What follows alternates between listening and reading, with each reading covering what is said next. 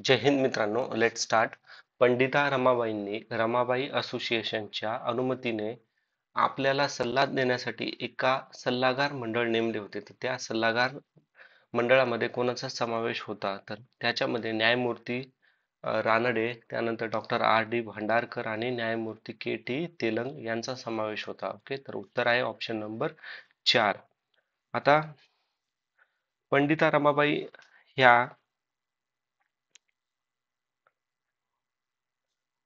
बघा ह्या संस्कृत मधल्या स्कॉलर होत्या.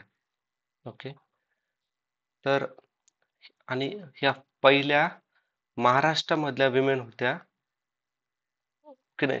या सेकंड महाराष्ट्रातल्या विमेन होत्या ज्या अं, अभ्यास स्टडी करण्यासाठी इंग्लंडमध्ये गेलेल्या आहेत. पहिल्या कोण होत्या? तर पहिल्या आहेत आनंदीबाई. ओके, आनंदीबाई ह्या पहिल्या महाराष्ट्रातल्या विमेन होत्या ज्या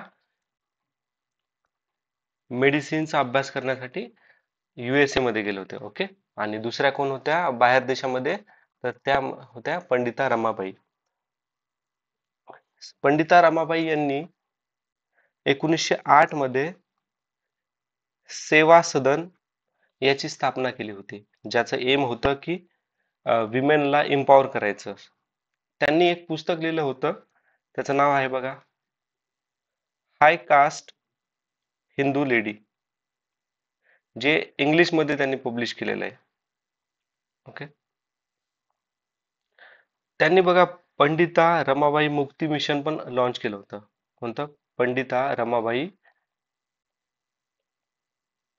मुक्ती मिशन. 1919 मध्ये ब्रिटिश गव्हर्नमेंटने ना यांना एक अवॉर्ड दिला होता. त्याचं नाव आहे बघा, केसरी ई हिंद. ओके, आता पुढचा प्रश्न पाहूयात. 1918 साली मुंबईतील कामगारांना पीपल्स युनियन ही संघटना स्थापन करण्याचा उद्देश कोणी दिला होता? तर याचं उत्तर आहे राजश्री शाहू महाराज. ओके, आता 1918 मध्ये काय झालं होतं? तर बॉम्बे फीवर याचा आउटब्रेक झाला होता. बॉम्बे फीवर नावाचा जो आजार आहे ना, त्याचा आउटब्रेक झाला होता. ओके, पुन्हा 1918 मध्येच अजून काय झालं की पहिली मद्रास लेबर युनियन, ओके, पहिली ही पहिली ट्रेड युनियन फॉर्म झाली आहे. ओके, पहिली ट्रेड युनियन फॉर्म झाली होती कुठे? मद्रास लेबर युनियन ही. ओके, त्यानंतर लक्षात घ्या, ट्रेड युनियन ऍक्ट 1926 याने पॉवर दिली होते ट्रेड युनियनला. अजून ट्रेड संबंधी कोणते? 1920 मध्ये बघा, Ahmedabad textile labour association, okay, जी कोणी सुरू केली होती? अनुसया साराभाई यांनी. ओके, आणि अनुसया साराभाई ह्या जे पायोनियर होत्या कोणाच्या? तर women labour movement of India. Okay, of India. आता ना हे भाई माधवराव बांगल यांच्याबद्दल थोडे लक्षात घ्या पॉइंट. यांनी ना 1939 मध्ये प्रजा नावाची एक इन्स्टिट्यूट सुरुवात केली होती बघा. ओके, कुठे केली होती? तर ती प्रजा, ओके, प्रजा नावाची इन्स्टिट्यूट ही कोल्हापूरमध्ये सुरू केलेली होती. याच्यामध्ये ते शेतकऱ्यांचे जे प्रॉब्लेम्स आहेत ना त्याच्याबद्दल ते हायलाइट करायचे. ओके, शेतकऱ्यांच्या प्रॉब्लेम्स बद्दल ते अवेअरनेस क्रिएट करायचे. काय नाव होतं त्याचं? प्रज्ञा. ओके, प्रज्ञा. अजून आता हा एक लक्षात ठेवा, 1919 मध्ये ना इंटरनॅशनल लेबर ऑर्गनायझेशनची स्थापना झालेली आहे. ओके, रिसेंटली याला 2019 मध्ये 100 वर्ष झालेले आहेत. UN ची फर्स्ट ऑर्गनायझेशन आहे. ओके. आता अजून हा 1922 मध्ये बेंगाल ट्रेड युनियन फेडरेशन याची पण निर्माण झाला होता. ओके, 1922 मध्ये. 1922 लाच अजून काय झालं होतं तर बोर्ड सेंट्रल लेबर बोर्ड याची स्थापना झाली होती बॉम्बे मध्ये. ओके, केंद्रीय कामगार बोर्ड कुठे झालं? बॉम्बे मध्ये 1922 ला. ओके, तर जवळपास सगळे आपण जे ट्रेड रिलेटेड आहेत ना ते पाहिले. आता आता पुढचा प्रश्न पाहूयात. ब्राह्मणेतर पत्रकारितेची मुहूर्त मेढ रोवून चिपळूणकरांच्या महात्मा ज्योतिबा फुलेवरील हत्यांचा बचाव करण्यासाठी वृत्तपत्रातून कोणी केला? अच्छा, तर ठीक आहे. तर महात्मा ज्योतिबा फुले यांच्यावर जो हल्ला होत होता तर त्याचा बचाव कृष्णाजी भालेकर यांनी त्यांच्या न्यूजपेपर मधून केलेला आहे. ओके, कृष्णाजी भालेकर यांनी 1871 मध्ये हितोपदेशक भजन समाज संस्था सुरू केलेली आहे. 1883 मध्ये यांनी सुशिक्षणाची सुशिक्षण ग्रहाची सुरुवात केलेली आहे.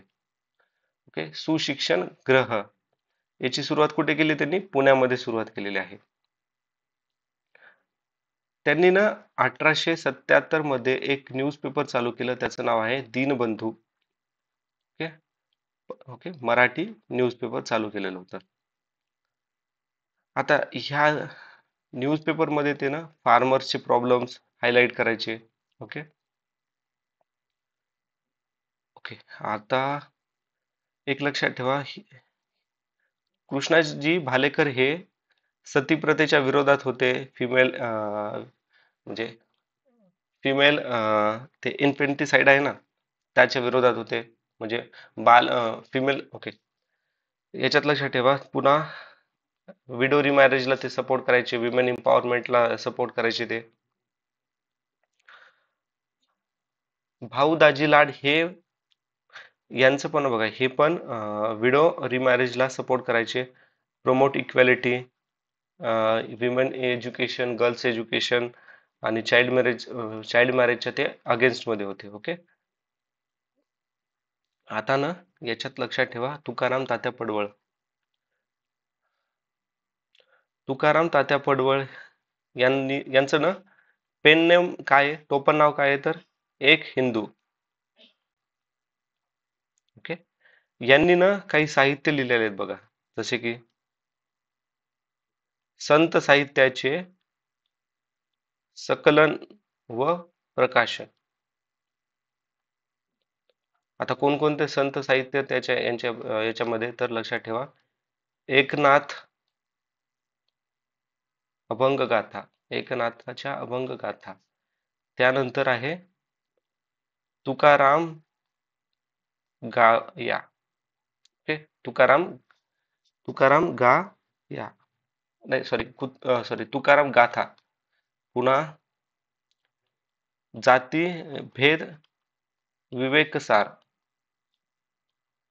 ओके, आता ह्या जातीभेद विवेकसार याच्यामध्ये त्यांनी ह्या एक हिंदू या पेन नेम अंडर त्यांनी हे पुस्तक लिहिलेलं आहे. कोणतं? जातीभेद विवेकसार. हे सत्यशोधक समाजाचे मेंबर होते. त्याचबरोबर थिओसॉफिकल सोसायटी यांचे पण ते मेंबर होते. आता हे जे दीनबंधू न्यूजपेपर चालू केलेलं होतं ना, तर 1880 नंतर हे न्यूजपेपर नारायण मेघाजी लोखंडे यांनी चालू म्हणजे कंटिन्यू ठेवलं होतं. ओके, म्हणजे त्याचा कारभार पूर्ण नारायण मेघाजी लोखंडे हे बघायचे. केव्हापासून? 1880 मध्ये. कोणता न्यूजपेपर? तर दीनबंधू. कशावर काम करतं दीनबंधू? हे मराठीतलं न्यूजपेपर हे कामगारांचे हाल हवाल काय करायचं याच्याबद्दल अवेअरनेस क्रिएट करायचं. पुढचा प्रश्न, मालविका अग्निमित्र या प्राचीन नाटकात कोणत्या दोन घराण्याच्या वैवाहिक संबंधावर प्रकाश पडतो? तर हा मित्रांनो याचं उत्तर आहे शुंग आणि विदर्भ घराणे. ओके, हा एक कसं स्ट्रेट फॉरवर्ड वन लाईनर प्रश्न आहे, पण टफ प्रश्न. ओके, ज्यांनी वाचलं, कारण की याच्या आधी पण आपल्याला बघा ते संघ पोएट विचारले होते, जे की 400 होते. ओके, त्याच्यानंतर एक समुद्रगुप्तांच्या काळामध्ये कोणकोणत्या ट्राईब्सनं सरेंडर केलं होतं. ओके, 9 ते 10 ट्राईब्स नाव दिलेलं होतं. ओके, तर काही काही प्रश्न असे टफ लेवलचे असतात, ते स्किप करणं बेटर राहतं मित्रांनो. ओके, पुढचा, वैदिक काळात व्यापारात विनिमयाचे माध्यम काय होते? वैदिक काळातील व्यापाराचे विनिमय आहे निष्क, कृष्णमाळ, शतमाळ. ओके, शतमान. तर हे 3 होते. श्रेणी हे लेटर वैदिक पिरियड मधलं होतं, जे ट्रेड आणि कॉमर्स मध्ये यूज करायचे. बट श्रेणी याचा वापर ना मीडियम ऑफ एक्सचेंज म्हणून नाही करायचे. Okay, okay. आता निष्क, निष्क हे एक गोल्ड कॉइन सारखं एक आहे, त्याला निष्क असं म्हणतात. आणि ओके, तर याचं उत्तर आहे ऑप्शन नंबर 1. याच्यामध्ये जास्त एवढं ऍडिशन नाहीये. पुढे पाहूयात आपण.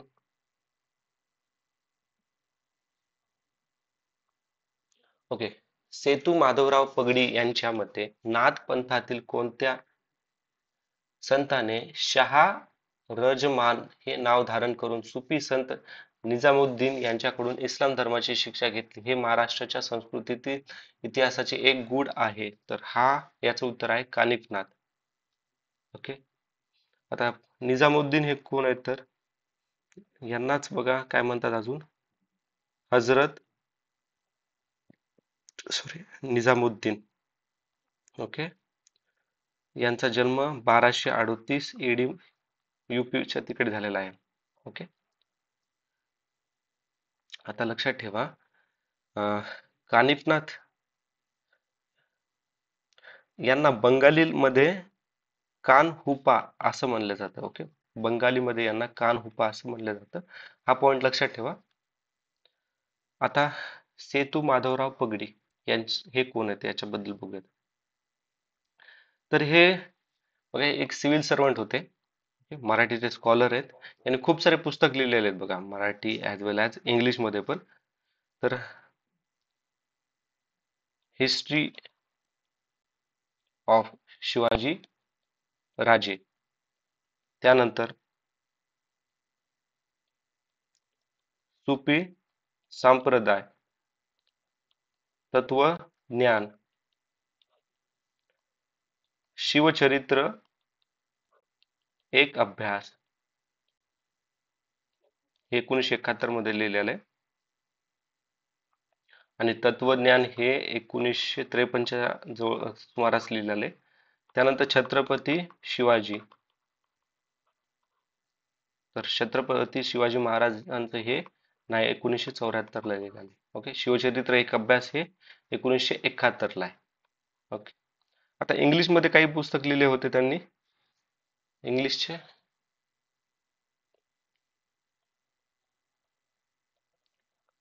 Among Gonds of Adilabad, among Gonds of Adilabad. त्यानंतर grammar of Kolami language, Kolami language. Okay, Kolami language. Next, grammar of Gondi language. Next प्रश्न. ओके, घटनांची योग्य क्रमाने मांडणी करा. तर व्हाईट पेपर, श्वेत पत्रिका, हे A4 रिव्होल्युशन असं पण म्हणतात याला. आणि हे 2022 मध्ये झालेलं आहे. हे करंट अफेअर प्लस हिस्ट्री याचा मिक्स प्रश्न आहे बघा. तर हे श्वेतपत्रिका कोविडच्या पिरियड मध्ये चायनामध्ये झालेला आहे. ओके, अगेन्स्ट कशात?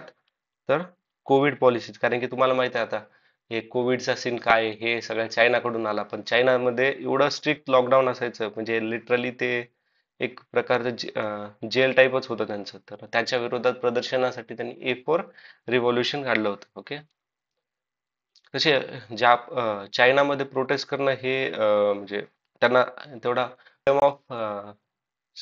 फ्रीडम ऑफ एक्सप्रेशन नाहीये तिथे. तुम्हाला माहिती आहे चायनामध्ये काय आहे, तर ते तिथले लोक ना एकदम युनिक पद्धतीनं ना प्रोटेस्ट करतात. ओके.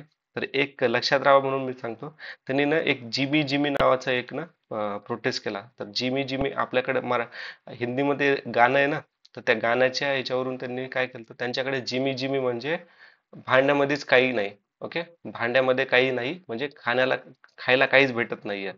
ओके. अशा इनोव्हेटिव्ह ते प्रोटेस्ट करतात. ओके. पण ते काय ते जिम जिम आपले झिम्पिक ते पण हे करून टाकतात. ओके. प्रोटेस्टला पुणे करार 1932 मध्ये पुणे करार झालता.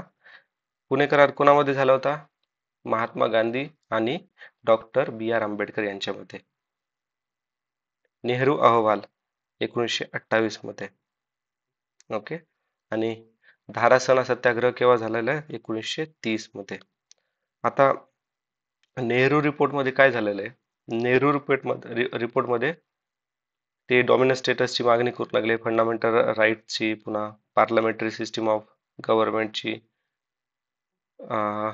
रिझर्वेशन सजेस्ट केलं होतं त्यांनी मुस्लिमांसाठी, जिथे ते मायनॉरिटी मध्ये आहेत तिथे. ओके. आता नेहरू रिपोर्ट मध्ये कोण कोण होते, तर मोतीलाल नेहरू, सुभाषचंद्र बोस पण होते. ओके. सर अली इमाम, पुन्हा तेज बहादर सप्रू हे होते. धारासणा सत्याग्रहात कोण आहेत, तर हे बघा, दांडी मार्च जसा झाला होता गुजरातमध्ये, तसा धारासणा सत्याग्रह पण गुजरातच्या दुसऱ्या भागामध्ये झालेला होता. आता मित्रांनो एक लक्षात ठेवा, हे सिव्हिल डिसओबिडियंट मुवमेंट आणि नॉन कोऑपरेशन मुवमेंट मध्ये ना एखाद्या वेळेस कन्फ्युजन वाटायचं. त्याच्यामुळे ना बघा, सिव्हिल डिसओबिडियंट मुवमेंट ही 1930 मध्ये गांधीजींनी लॉन्च केली होती. काय? सविनय कायदेभंग. आणि दुसरी कोणती आहे? नॉन कोऑपरेशन मुवमेंट 1920-21च्या याच्यामध्येच लॉन्च झाली होती. ते चौरी चौरा इन्सिडेंट झाला त्याच्यानंतर ही बंद झाली होती. पण हे नॉन कोऑपरेशन मुवमेंट लॉन्च करण्यामागचं महत्वाचे कारण कोणकोणते, तर हे जालियनवाला बाग हत्याकांड 1919, त्याच्यानंतर रोलेट ऍक्ट, आणि सिव्हिल डिसओबिडियंट मुवमेंट. तर याच्यामध्ये कोणकोणते कारण आहेत? मेन मेन रिझन कोणकोणते, तर हे अनजस्ट लॉज ऑफ ब्रिटिशरांचे जे अनजस्ट लॉ आहेत, म्हणजे अनफेअर लॉ आहेत. इंग्रजां काय करायचे, भारतातल्या लोकांची पिळवणूक करण्यासाठी खूप लॉ बनवायचे ते. त्यानंतर Simon commission, Simon go back वाला, आणि सीबीडी म्हणजे सिव्हिल डिसोबिडियंट मुवमेंट, सीव्हीएम. तर याच्यामध्ये काय झालं माहितीये का? याच्यामध्ये विमेनचा पार्टिसिपेट खूप मोठ्या प्रमाणात होता. ओके. कोणी गांधीजींना हे केली, विनंती केली की विमेनला पण पार्टिसिपेट करू द्या. हे आपण ऑलरेडी बघितले बघा. ओके. कमला देवी यांनी म्हटलं होतं. आणि ह्या पहिल्या विमेन होत्या ज्यांना इंग्रजांनी जेलमध्ये टाकलेलं. ओके. याच्यासाठी, कोणत्यासाठी? आता हे कमलादेवी यांनी कुठे हे केलं होतं, तर मुंबई उपनगरमध्ये. ओके. नेक्स्ट प्रश्न पाहूयात आता. ओके. तर उत्तर काय आहे? उत्तर राहिलं सांगायचं, तर उत्तर आहे याचं 3, 4, 2, 1. ओके. पुढचा प्रश्न, पुढील वाक्य रिकाम जागा यांच्याविषयी आहेत. महाराष्ट्राच्या शिक्षण क्षेत्रात त्यांनी महत्वाची भूमिका बजावली. वेगवेगळ्या विषयावरती पाठ्यपुस्तके तयार केली. गणित आणि शास्त्रावर त्यांनी शून्य लब्धी हे पुस्तक मराठीतून लिहिले. केशवराव भवाळकरांनी त्यांचे चरित्र लिहिले होते. तर हे होते बाळशास्त्री जांभेकर. बाळशास्त्री जांभेकर यांना जनक म्हणतात मराठी जर्नलिझमचे. ओके. आणि यांनी पहिला मराठी न्यूजपेपर चालू केला होता, त्याचं नाव आहे दर्पण. दर्पण केव्हा चालू केलं? तर 1832 मध्ये. म्हणजे इवन दो हा इंग्लिश मध्ये पण प्रिंट व्हायचा आणि मराठी पण मध्ये प्रिंट व्हायचा. यांची डेट काय आहे? तर 6 जानेवारी 1832. तर त्या आता हा दिवस महाराष्ट्रामध्ये जर्नलिझम जर्नलिझम डे म्हणून साजरा केला जातो, सेलिब्रेट केला जातो. कोणता? जर्नलिस्ट डे, पत्रकारिता दिवस. कोणता दिवस? 6 जानेवारी. हा. कशामुळे? तर त्या दिवशी फादर ऑफ मराठी जर्नलिझम कोण आहेत तर बा बालशास्त्री सॉरी बालशास्त्री जांभेकर यांनी काय केलं होतं, दर्पण नावाचा मराठी न्यूजपेपर चालू केलेला होता. ओके. त्यांनी मंथली मॅगझिन पण चालू केले होते, त्याचं नाव काय आहे तर दिग्दर्शन. दिग्दर्शन. ओके. आता केशवराव भवाळकर कोण आहेत तर बघा, ह्यांनी ना काय केलं होतं, ऍक्च्युली हे मराठीत म्युझिक आणि थिएटर सिंगर ऍक्टर होते. ओके. त्यांना मराठी त्यांनी त्याचबरोबर त्यांनी ना मराठी हेरिटेज कल्चर याच्यासाठी खूप काम केलंय.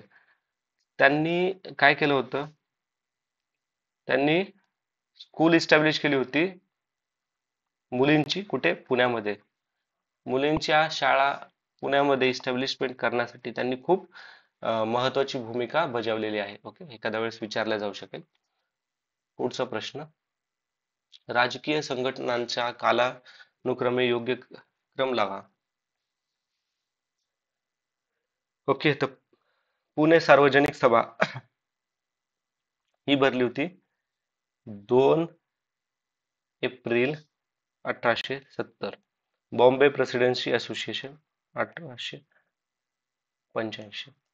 मद्रास महाजन सभा 1884 आणि इंडियन असोसिएशन 1876. आता पुणे सार्वजनिक सभा कोणी सुरू केली होती? M.G. रानडे आणि G.V.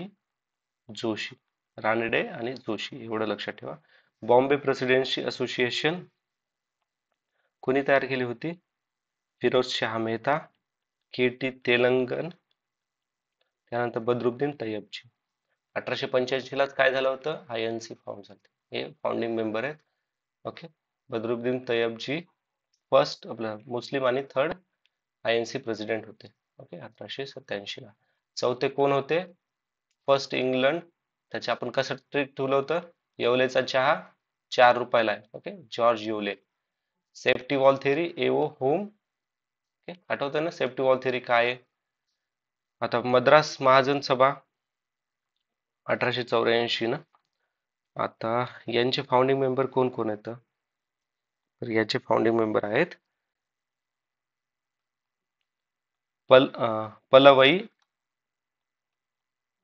पलवई नायडू. एवढंच लक्षात ठेवा, त्यांचे मिडल नाम पलवई नायडू. त्यानंतर राजा सवालाई, आणि नंतर आहे Ramaswamy Mudaliar. Okay, Mudaliar, sorry for pronounce. आणि अजून कोण होते? पनकपक्का अंधचरुल. ओके, पनकपक्का अंधचरुला.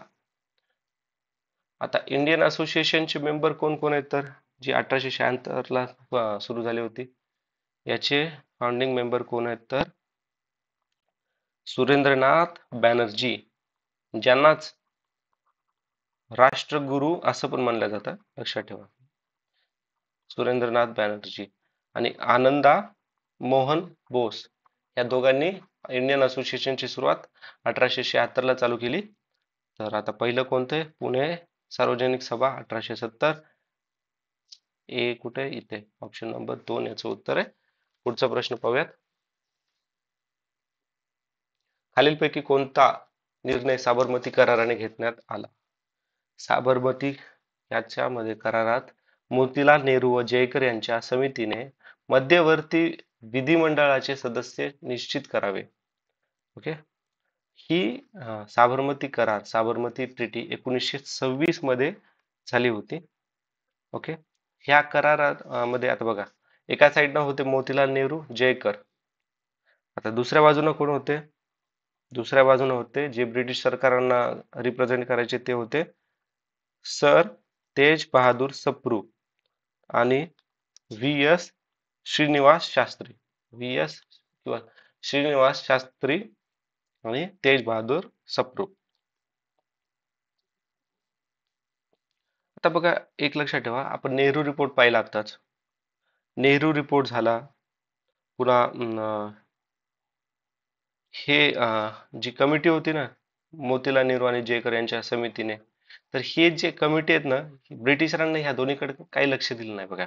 बट याचा उपयोग ना भारताचं कॉन्स्टिट्यूशनला शेप देण्यासाठी फार महत्वाचं ठरलं. ओके, नेहरू रिपोर्ट आणि मोतीलाल नेहरू आणि जयकर यांची कमिटी. आता एक लक्षात ठेवा, याचं एम काय होतं ह्या साबरमती आश्रमात झालेलं त्या गोष्टीचं. त्याचं एम होतं रिझॉल्व करायचं होतं. रिझॉल्व काय करायचं, इश्यू कोणता, Indian representation in central legislative मध्ये. इंडियाचे जे म्हणजे सेंट्रल लेजिस्लेचर होतं ना, तर त्याच्यामध्ये इंडियन्स पण असायला पाहिजे. तर हा इश्यू रिझॉल्व करण्यासाठी काय होतं, तर हा साबरमती करार 1926 मध्ये झाला होता. पुढचा प्रश्न, कर्षक संगम एक शेतकरी संघटना 1934 मध्ये चालू झाली, तर कोणत्या प्रांतामध्ये त्याची हे झाली होती, सुरुवात झाली होती, तर ती सुरुवात केरळमध्ये झालेली आहे. आणि ही जी संघटना आहे ना, कर्कश संगम, तर ही movement develop by Congress socialist पार्टीचे ऍक्टिव्हिस्ट, काँग्रेस सोशलिस्ट पार्टीचे जे ऍक्टिव्हिस्ट आहेत ते. आता काँग्रेस सोशलिस्ट पार्टी काय आहे, तर 1934 मध्ये जे पी नारायण, पुन्हा राम मनोहर लोहिया आणि आचार्य नरेंद्र देव यांनी सुरुवात केलेली आहे. लक्षात ठेवा काय, कोणतं, काँग्रेस सोशलिस्ट पार्टी कोणी सुरुवात केली 1934 मध्ये, जे पी नारायण, राम मनोहर लोहिया, आचार्य नरेंद्र देव. ओके, पुढचा प्रश्न आहे, दांडी यात्रेचा उल्लेख रामाचा लंकेवरील ऐतिहासिक मोर्चा असं कोणी केलं होतं, तर पंडित मोतीलाल नेहरू आणि कोण आहे हे, D G Tendulkar. D G Tendulkar यांनी बायोग्राफी लिहिलेली आहे बघा महात्मा गांधी यांची. साबरमती यात्रा आपण बघा ऑलरेडी बघितलं. आता एक लक्षात ठेवा, तारीख लक्षात ठेवा, 12 मार्च 1930 ते 6 एप्रिल मध्ये 21 दिवस. ओके, सविनय कायदेभंग. आता याच्यात एक एक मुद्दा लक्षात ठेवा, साबरमती आश्रम यालाच ना गांधी आश्रम असं पण म्हणतात, पुन्हा हरिजन आश्रम असं पण म्हणतात. तर 31 जुलै 1933 मध्ये गांधीजींनी साबरमती आश्रम सोडून दिला होता आणि ते म्हणे की मी जोपर्यंत भारताला स्वातंत्र्य मिळणार नाही तोपर्यंत मी इकडे येणार नाही. ओके, तर त्याच्याबरोबर ते कुठे राहायला गेले, तर ते राहायला गेले ते वर्ध्यामध्ये. वर्ध्यामध्ये काय आहे, तर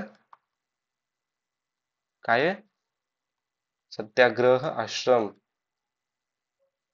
आता सत्याग्रह आश्रम कोणी सुरुवात केली होती, तर ही केली होती श्री जमामलाल बजाज यांनी, आणि त्यांच्यासोबत मदतीला कोण होते, आचार्य विनोबा भावे.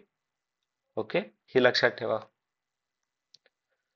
ओके, नेक्स्ट प्रश्न पाहूयात आता, खालील विधाने कोणा संदर्भात आहेत. ओके मित्रांनो, जस्ट अ मिनिट.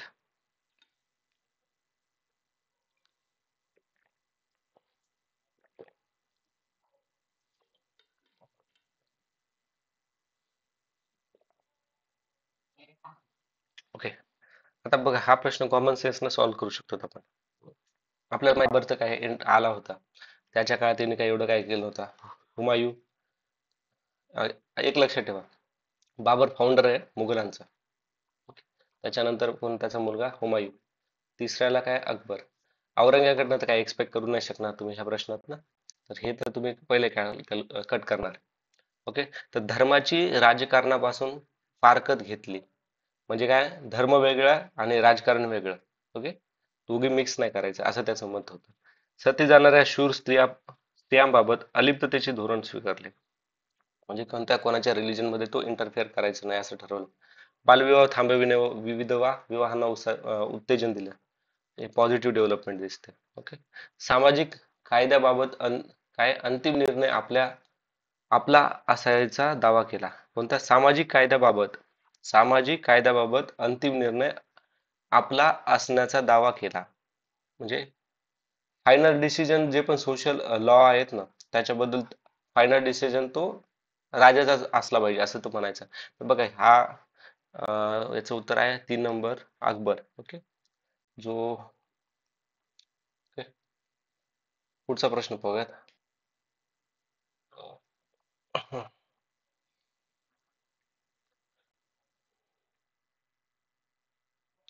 खानदेशातील भिल्लांनी ब्रिटिश राजवटीस विरोध केला होता कारण का विरोध केला होता यांनी? तर खानदेशातील भिल्लांनी उत्तर भारतातील उठावाच्या घटनापासून सातपुडा विभागातील भिल्लांचा प्रेरणा मिळाली. 1857च्या उठावाचा फायदा घेऊन भागोजी नाईक आणि काझिंग सिंग नाईक या उठावात सामील झाले आणि काझिंग सिंग व त्यांच्या सहकाऱ्यांनी सरकारी जमीन खजिना व पोस्ट जाळले. ह्या तिन्ही कारणामुळे काय झालं होतं?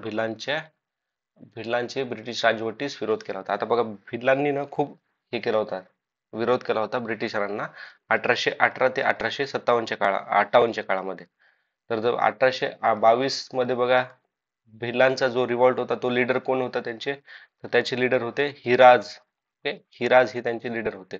1825 मध्ये रिव्हॉल्ट घ्या, त्यावेळेस लीडरशिप कोण केली होती? तर सेवाराम घिसाडी. ओके, सेवाराम घिसाडी यांनी लीडरशिप केली होती. ओके. अजून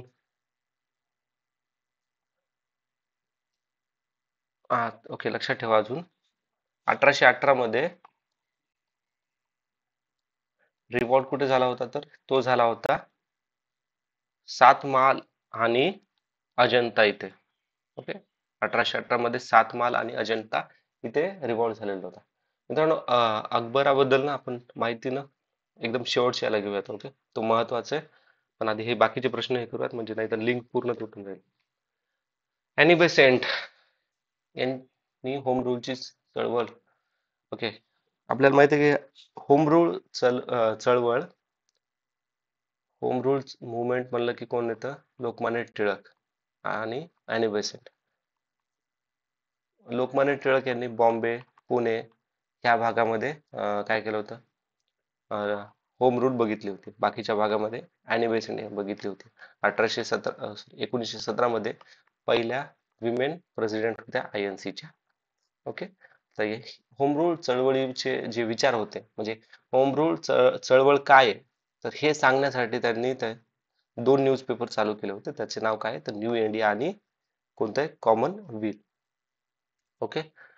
आता बाकीचे बघा, बॉम्बे गेझेट आणि टेलिग्राफ काय आहे?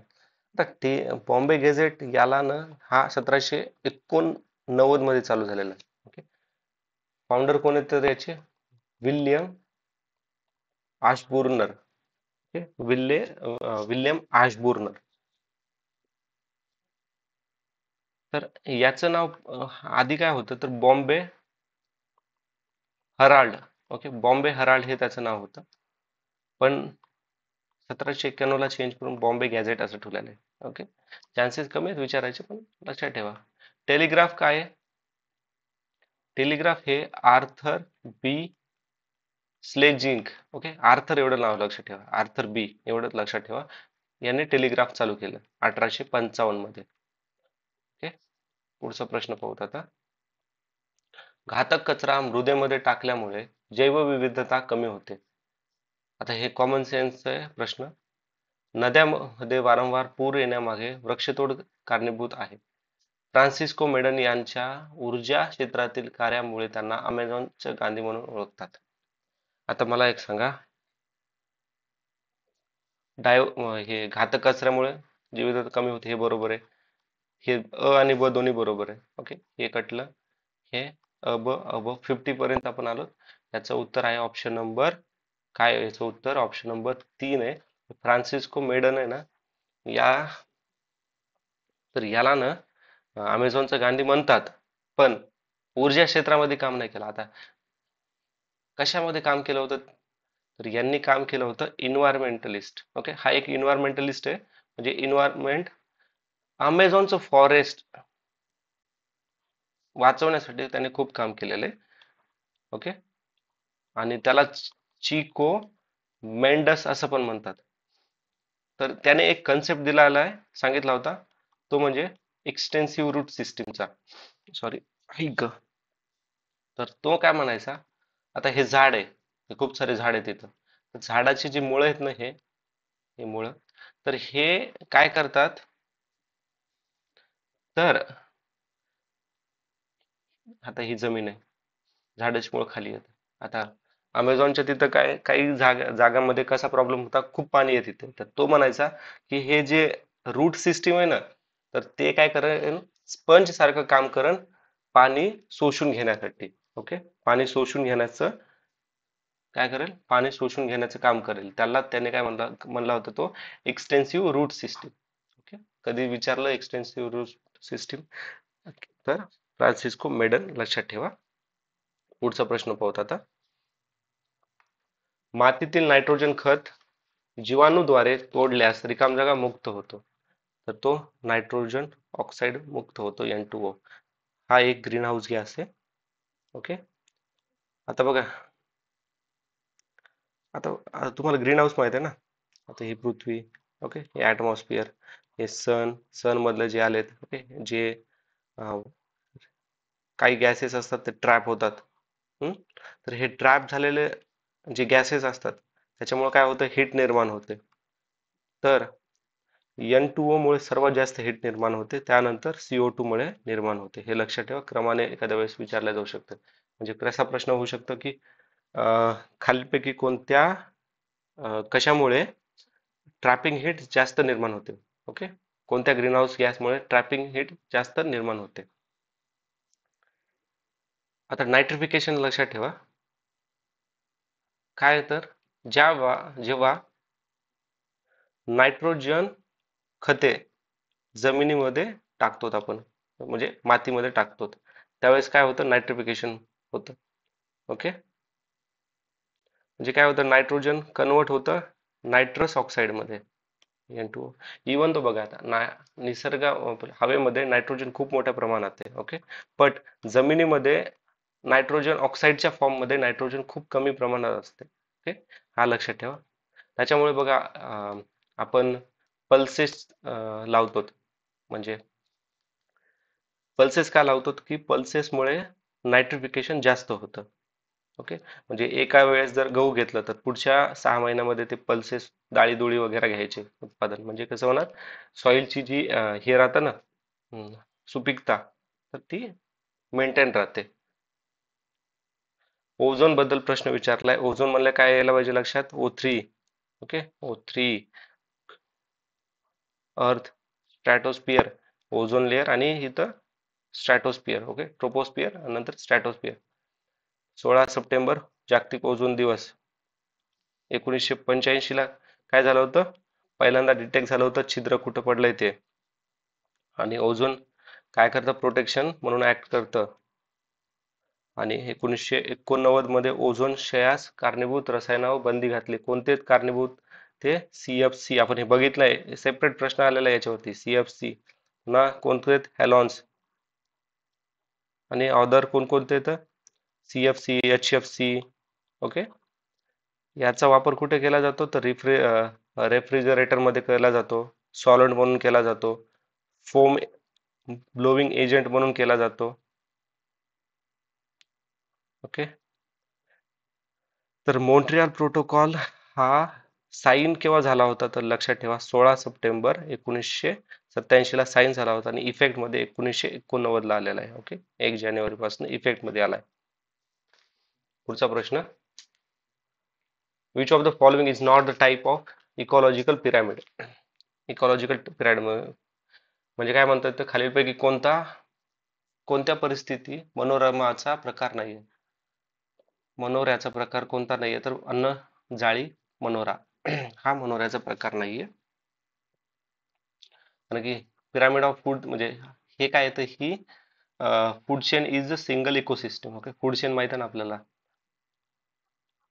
म्हणजे आता हे झाड आहे, झाडावर कोण डिपेंड आहे, कीडक. किडावर कोण, किड्याला कोण खातं, बेंडूक.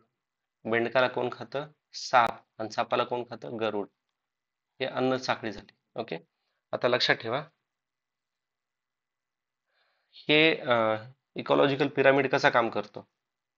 तर पहिल्या लेवलमध्ये कोण असतात? फर्स्ट लेवलला कोण असतं? झाडं, ॲटोट्रॉप्स, म्हणजे स्वतःचं अन्न स्वतः बनवतात, जे जे प्रकाश संश्लेषण करतात, ते फर्स्ट याच्यामध्ये येतात. त्यालाच काय म्हणतात? First tropical level. दुसऱ्या लेवलला कोण आहेत? कन्झ्युमर्स, म्हणजे खाणारे, शाकाहारी, मांसाहारी किंवा शाकाहारी प्लस मांसाहारी. त्यानंतर कोण येतं? शेवटच्या याला डेट्रिटोरस अँड कंपोजर्स, म्हणजे हानिकारक व विघटन करणारे. आपण ऑलरेडी बघितलं बघा, डिकम्पोज करण्यासाठी कोणत्या 5 मेथड असतात त्या, म्हणजे एका प्रश्नाच्या ऑप्शन मध्ये होतं डिकम्पोज ते. हम्म? तर हा लास्ट पार्ट आहे कशाचा? चेन, फूड चेनचा. ओके. आता याच्यात उदाहरणं कोणकोणते तर लक्षात ठेवा. स्कॅव्हेंजर्स म्हणजे वर्ल्टर्स वगैरे असतात ना. वर्ल्टर्सला पुन्हा फंगी, बॅक्टेरिया वगैरे वगैरे.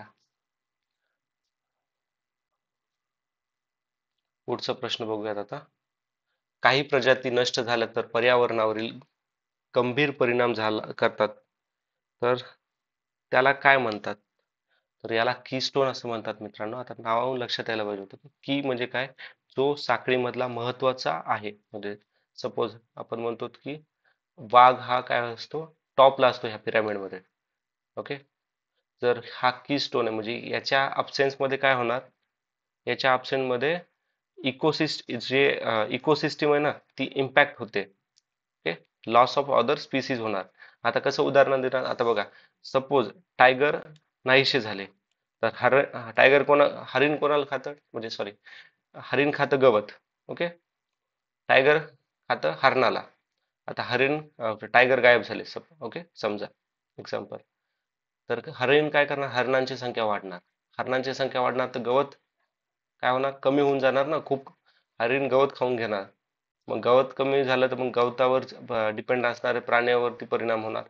हरणाची संख्या जास्त वाढणार. ओके. तर याच्यामध्ये कोण की स्टोन आहे? तर टायगर.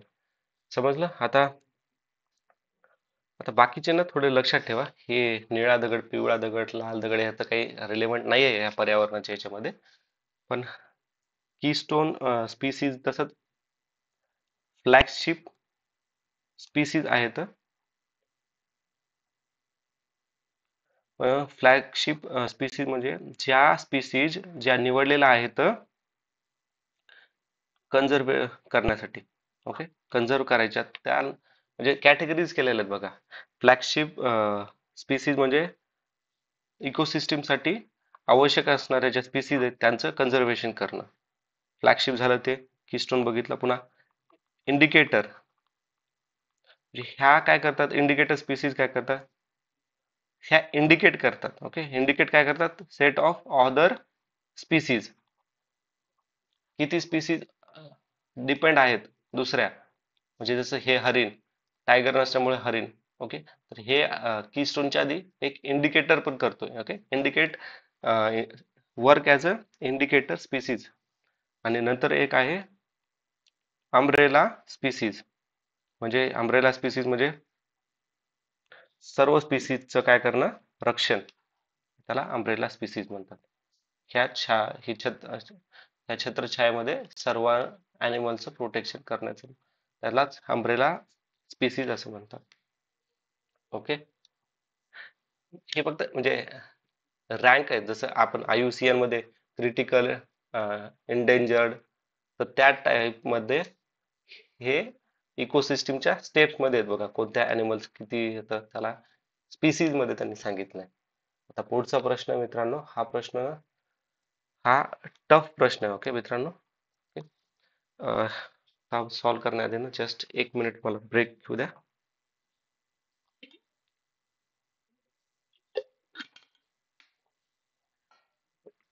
जस्ट अ मिनिट मित्रांनो.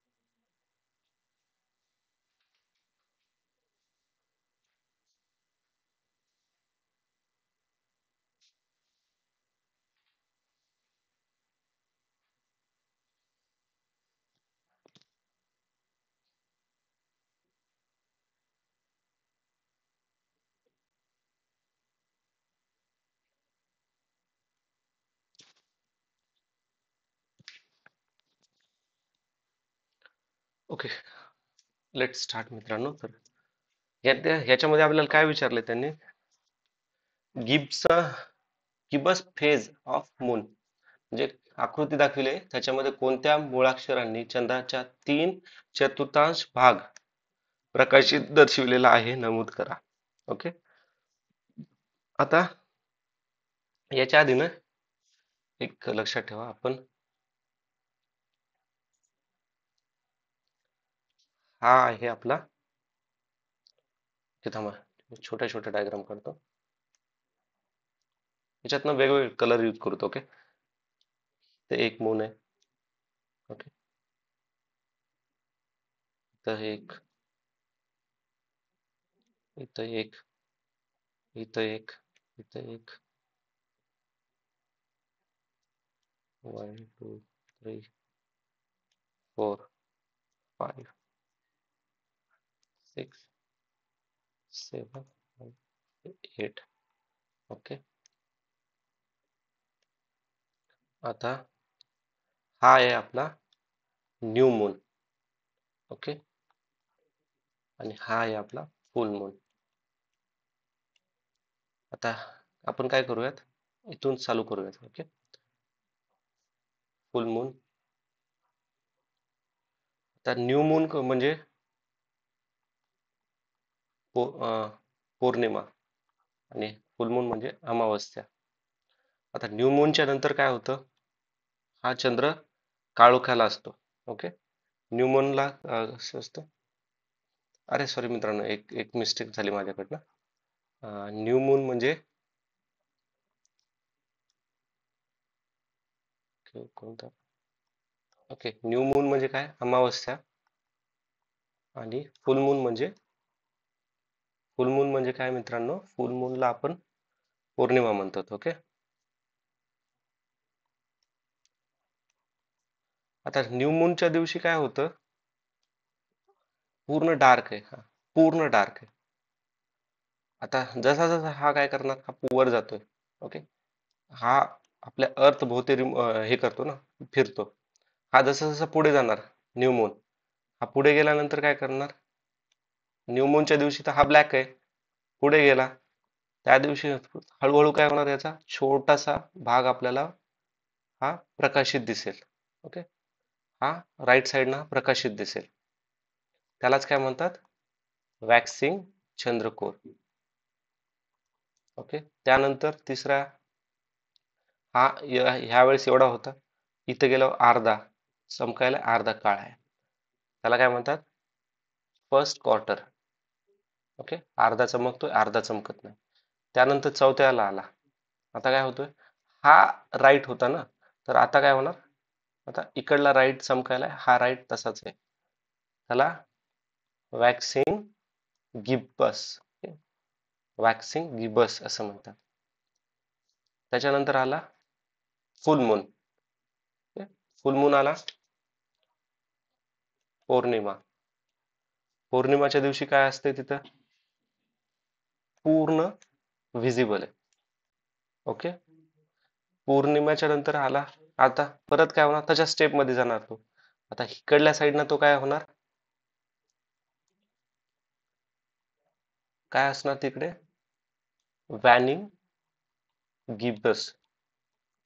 ओके, म्हणजे इकडल्या, हा जसं बघा ह्या दोन मध्ये, हा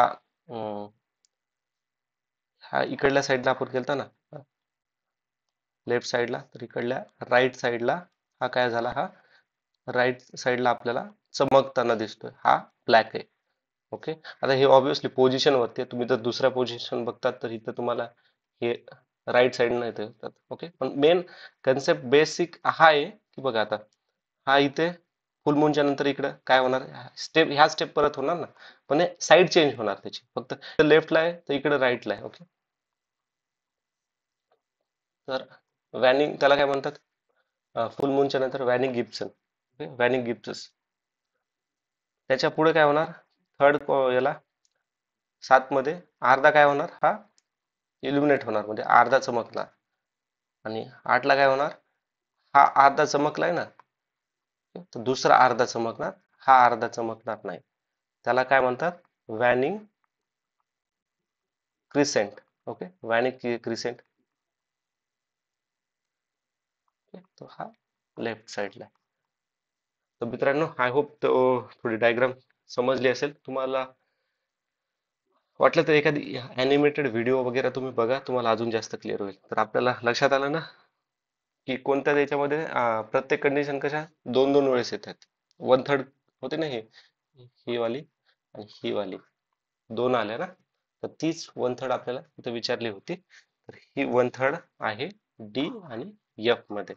ऑप्शन नंबर 3 याचं उत्तर आहे. आय होप आपण पूर्ण डाऊट मी याच्यात क्लिअर केले असतील. जर काही याच्यामध्ये कन्फ्युजन वाटलं ना तर ना मला कमेंट मध्ये मेन्शन करा. ओके, काय प्रॉब्लेम आहे तुम्हाला त्याच्याबद्दल. तर पुढचा प्रश्न पाहूयात. पर्यावरण म्हणजे सजीवांच्या किंवा जीवसमूहाच्या जीवन, वाढ, विकास, मृत्यूवरील परिणाम करणारी सर्व काय परिस्थिती, तिची कारणे व त्यांचा प्रभाव होय. पर्यावरणाची व्याख्या कोणी केली? तर पर्यावरणाची व्याख्या ही बघा कोणी विकिपीडियाने केलेली आहे, विश्वकोशाने, सॉरी युनिव्हर्सल इन्सायक्लोपीडियाने केलेली आहे अशी. आता बघा, ही डेफिनेशन येऊन गेली, पण ऐका, लक्षात ठेवा. इन्व्हायरमेंट मध्ये United nation conference on human environment, Stockholm 1972. काय? United nation conference on human environment, Stockholm 1972. लक्षात ठेवा मित्रांनो, हे इन्व्हायरमेंटचे प्रश्न काही पण विचारले जाऊ शकतात. सध्या क्लायमेट चेंज बद्दल खूप सारे न्यूज करंट अफेअर मध्ये पण असतात ना, हे लक्षात ठेवा. काही चान्स सांगता येत नाही, खूप चान्स येतात याचे विचारायचे. United nation conference on human environment, Stockholm 1972 मध्ये काय झालं होतं, यांनी एक डेफिनेशन दिलेली आहे की पर्यावरण म्हणजे काय, इन्व्हायरमेंट म्हणजे काय. तर हवा, पाणी यांचे सॅम्पल्स. ओके, हवा पाणी यांचे जे सॅम्पल्स आहेत किंवा हवा पाणी जमीन जे पण आहेत ना, तर यांचे सॅम्पलचं प्रेझेन्स म्हणजे पर्यावरण आहे. ओके, अशी त्यांनी डेफिनेशन दिलेली आहे. मी सोप्या भाषेत सांगतो, त्यांनी खूप कॉम्प्लिकेटेड केली, जसे की त्यांनी काय environment as comprising air, land, water, especially representing samples of natural ecosystem. Okay, अशी ते ऑफिशियल याच्यामध्ये त्यांची डेफिनेशन आहे. पण सोपी अशीच लक्षात ठेवा की पर्यावरणामध्ये प्रेझेन्स असलेले हवा, पाणी, जमीन यांचे सॅम्पल. ओके, हे कीवर्ड्स लक्षात ठेवा. डेफिनेशन कशी पण येऊ द्या मग त्यांनी. आता ही झाली.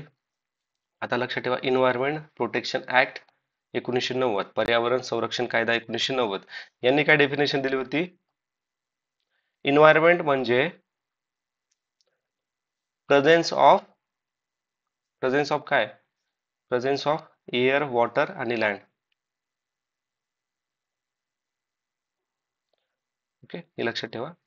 पर्यावरण म्हणजे presence of air, water, land. Okay, air, water आणि लँड याचा प्रेझेन्स म्हणजे इन्व्हायरमेंट. असं इन्व्हायरमेंट प्रोटेक्शन ऍक्ट 1990 याने सांगितलं होतं. आता ही जी डेफिनेशन आहे ना, ओके, हे लक्षात ठेवा. कदाचित विचारलं, इन्व्हायरमेंट हा शब्द ना फ्रेंच वर्ड आहे. Okay, French word. चान्सेस कमी आहेत हे विचारायचे. जस्ट नेक्स्ट प्रश्न. पश्चिम राजस्थानच्या प्रदेशात चुनखडक, जिप्सम आणि खनिज मिठाचे साठे वितरित झालेली आहेत. खालीलपैकी कोणती कारणे आहेत या वितरणाभोवती? तर पर्मो कार्बोनिफेरस युगामध्ये पश्चिम राजस्थानमध्ये हा भाग ना समुद्राच्या पाण्याखाली होता. पश्चिम राजस्थानच्या प्रदेशात पर्जन्य प्रमाण कमी आहे, आपल्याला माहिती आहे, बरोबर आहे. पश्चिम राजस्थानच्या प्रदेशात हवामान उष्ण व कोरडे आहे. पश्चिम राजस्थानच्या प्रदेशात वनाच्छाद आजची काय वनाचं एरिया कमी आहे. तर मित्रांनो, हे चारी पण रिझन नाही आहे त्याला, ए बी सी याचे रिझन आहेत. तर आता एक लक्षात ठेवा. तर इथं काय म्हणतोय, हा पाऊस कमी पडतोय का म्हणून उष्ण आणि कोरडे आहे. आणि हे पॅलो कार्बोनिफेरस एरियामध्ये तर हे तर समुद्र होता, मान्य ते आपल्याला. आता पाऊस कमी पडतोय का म्हणतो हवामान उष्ण आणि कोरडे. हवामान उष्ण आणि कोरडे तर काय होणार इथं? कमी पावसामुळे काय होणार?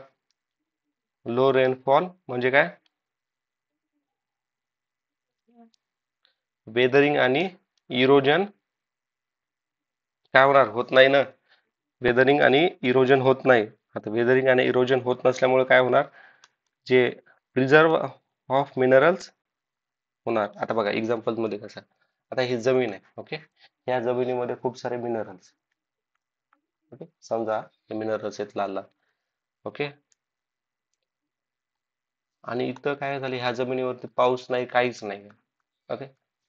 पाऊस नाही पडायला. आता पाऊस पडल्यावर आपल्याला माहिती आहे ना काय होतं. पाऊस काय करतो, माती, ही इकडली ही माती आहे ना, ही माती वाहून दुसरीकडे घेऊन जातो का नाही, हवा, आपलं हे पाणी घेऊन जातो. आता बघा इथं काय होतं, लो प्रेशर आहे, okay, because of low rainfall. तर रेनफॉल नाहीये, त्याच्यामुळे काय होणार तिथं, वेदरिंग आणि इरोजन होणार नाही. ऑब्विसली तिथं हवा आहे, ओके. हवेनं तर तिथं, पण हवेनं तर इरोजन म्हणजे हवा पण वाहून घेऊन जाते. पण हवा एवढ्या मोठ्या प्रमाणात काय करणार, वेदरिंग आणि इरोजन करत नाही जेवढ्या प्रमाणामध्ये पाऊस करतो, ओके. त्याच्यामुळे ना, हवा जिथं तुम्हाला असं वाटेल ना, "ए, अरे यार, सँड म्हणजे राजस्थानमध्ये तर ते रेतीचे तुफान वगैरे येतात, पण ते काय करतात, इकडली रेती इकडे जाते, ओके, पुन्हा इकडलं आलं की इथे जाते, म्हणजे ते त्याच एरियामध्ये त्यांचं हे होतं, चेंज होती फक्त जागा. पण पाण्याने कसं होतं, मोस्ट ऑफ द टाइम पाणी काय करतं, हे पूर्ण इरोजन घेऊन जातं, ओके. ते लॅटेरेटिक सॉइल एक्झाम्पल नाही का आपलं इरोजनचं, काय करतं, पूर्ण आयर्न ऑक्साईड होतं आणि बाकीचे पूर्ण घेऊन जातं ते. त्याच प्रमाणामध्ये बघा इथले जे मिनरल्स आहेत ना, इथं काय होणार, हे वरवरची तर वाटलं थोडीशी माती निघून जाणार, पण हे जे मेन मिनरल्स आहेत ना, चुनखडक, जिप्सम, तर हे काय होणार, तिथल्या तिथंच डिपॉझिट राहतात, ओके. आय होप हे क्लिअर आहे. नेक्स्ट प्रश्न पाहूयात. ओके.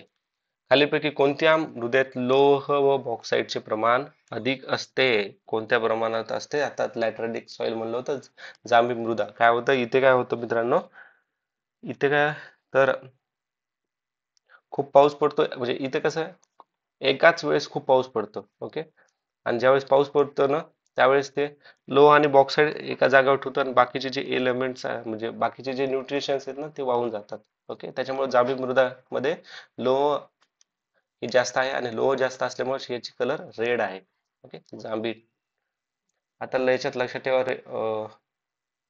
आता ही रेड सॉइल, तांबडी मृदा, ही पण, याच्यामध्ये पण काय आयर्न ऑक्साईड प्रेझेंट असते, त्याच्यामुळे याचा कलर रेड असतो, जांभी मृदा, ओके.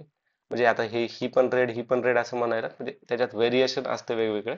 मी फक्त कॉमन अंडरस्टँडिंग साठी रेड म्हटले, ओके. आता हे कलर पण कशावर डिपेंड असतो, आयर्नचं ऑक्साईड किती प्रमाणात आहे, जेवढं जास्त प्रमाणात तेवढं रेड, थोडं कमी मग ते रेड मध्ये थोडे फिके रेड वगैरे ते त्या टाईपचं, ओके. रेगूर मृदा म्हणजे काळी माती. काय, डेक्कन. डेक्कन म्हणलं काय लक्षात यायला पाहिजे, वेदरिंग ऑफ काय, कोणत्या खडकाचं वेदरिंग झालेलं आहे डेक्कन मध्ये, बेसॉल्टिक रॉक. आणि तेच कोणतं रॉकचं उदाहरण आहे, इग्नियस रॉकचं उदाहरण आहे ते. गाळाची मृदा, नदीकाठी असते ते, भागर आणि खादर, ओके. आता नेक्स्ट प्रश्न. ओके. कापूस हा वजन न घटणारा शुद्ध कच्चा माल आहे, शिवाय टिकाऊ आणि हलका पण आहे. बरोबर आहे. सुती कापड उद्योगाने स्थानिकीकरण, कापूस उत्पादन प्रदेश किंवा बाजारपेठा या ठिकाणी होते. ऍक्च्युली मित्रांनो, हे ना दोन्ही स्टेटमेंट बरोबर आहेत, पण याचं बरोबर एक्सप्लेनेशन नाही, ओके. गरजेचं नाहीये की सुती कापडाच्या ज्या गिरण्या आहेत किंवा जे फॅक्टरीज आहेत ते त्याच ठिकाणी असावे जिथे कापूस प्रोडक्शन जास्त होतं, ओके. तर याचं उत्तर ऑप्शन नंबर 2 आहे. नेक्स्ट प्रश्न. भारताच्या प्राकृतिक नकाशात महाराष्ट्र पठार खालीलपैकी कोणत्या रंगाने दाखविले आहे, तर ते पिवळ्या रंगाने दाखविलेलं आहे. आता हे लक्षात ठेवा आधी, आपलं हे भारत, इथं वेस्ट घाट, हे कोकण किनारपट्टी, वेस्ट घाट, इकडं डेक्कन प्लॅट्यू, इकडं काय ईस्ट घाट, इकडं कोस्टलाईन बे, इथं अरबी समुद्र, मालाबार कोस्ट इथं कोरोमंडल कोस्ट. ओके, आता लक्षात ठेवा, आता इंडियाची जी बॉर्डर आहे ना, ही जी इंडियाची बॉर्डर आहे, तर बघा इथून म्हणजे हे गुजरात राजस्थान इथपर्यंत, तर इथूनच ते इकडे जोपर्यंत आहे ना एरिया, पूर्ण नॉर्थ ईस्ट वगैरे, तर ते सर्व हे बॉर्डर ग्रीन कलरनं दाखवतात.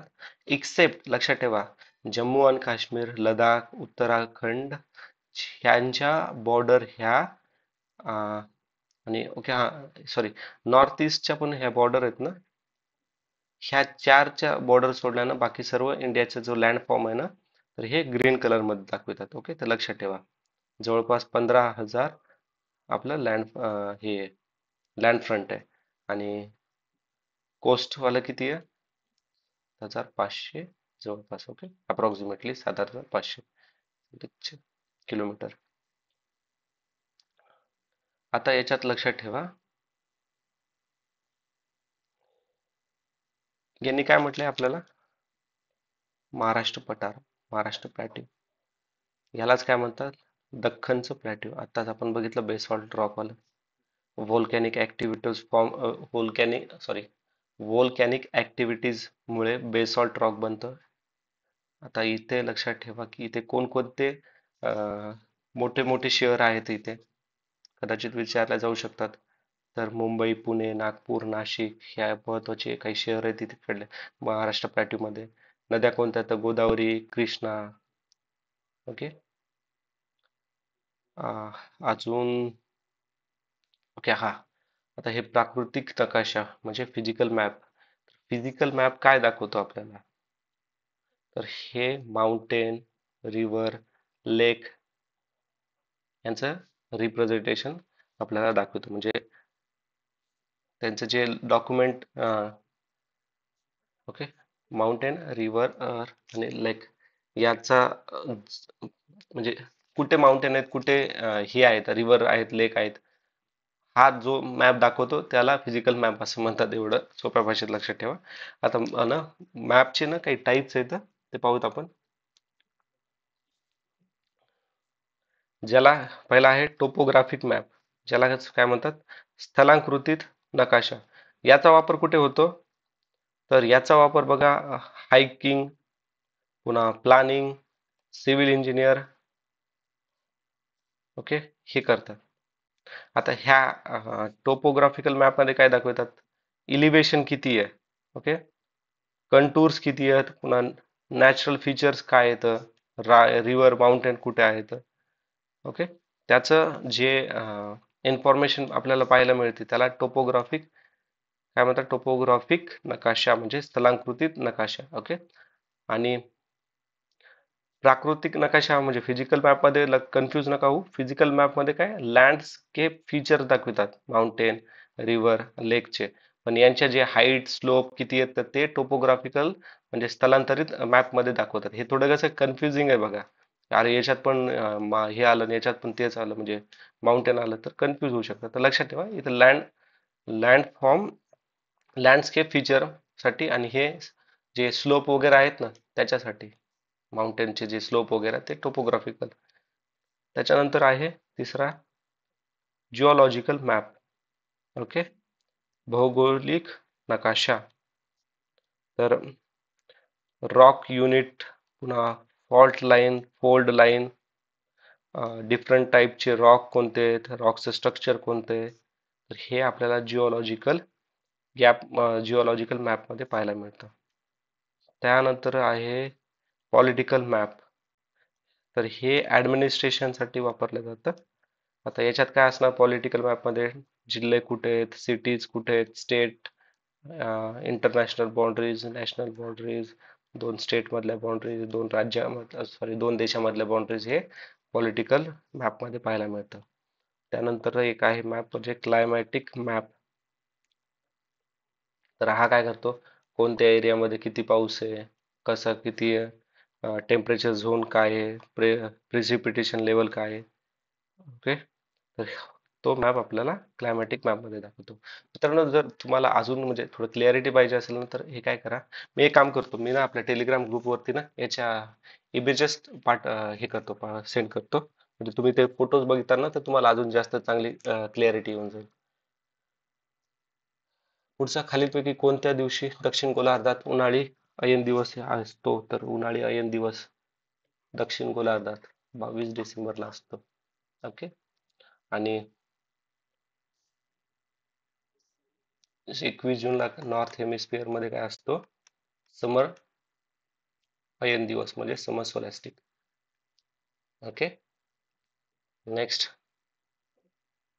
भूमध्य सामुद्रिक, अच्छा हे म्हणतायत की मेडिटेरियन रिजन मध्ये पाऊस का पडतो हिवाळ्यामध्ये? हिवाळ्यात मेडिटेरियन रिजनला का पाऊस पडतो? तर तो पाऊस पडतो वायुभार पट्ट्यांच्या आंदोलनामुळे. हिवाळ्यात भूमध्य समुद्राच्या प्रदेशात कमी भूभाग प्रदेश निर्माण होतो. Low pressure belt occurs over Mediterranean region during winter region due to shifting of pressure belt. Okay. आता हे शिफ्टिंग ऑफ प्रेशर बेल्ट काय होतं? तर हे काय करतात? हे चेंज करतात बघा. प्रेशर बेल्ट शिफ्ट होणं म्हणजे काय? चेंज होणं. काय चेंज होणं? Change in dominant wind pattern. आणि हा विंड पॅटर्न चेंज झाल्यामुळे काय होतं? ते ब्रिंग मॉइस्ट एअर इनटू त्या रिजन मध्ये. ओके. म्हणजे काय सांगायचं आहे त्याला?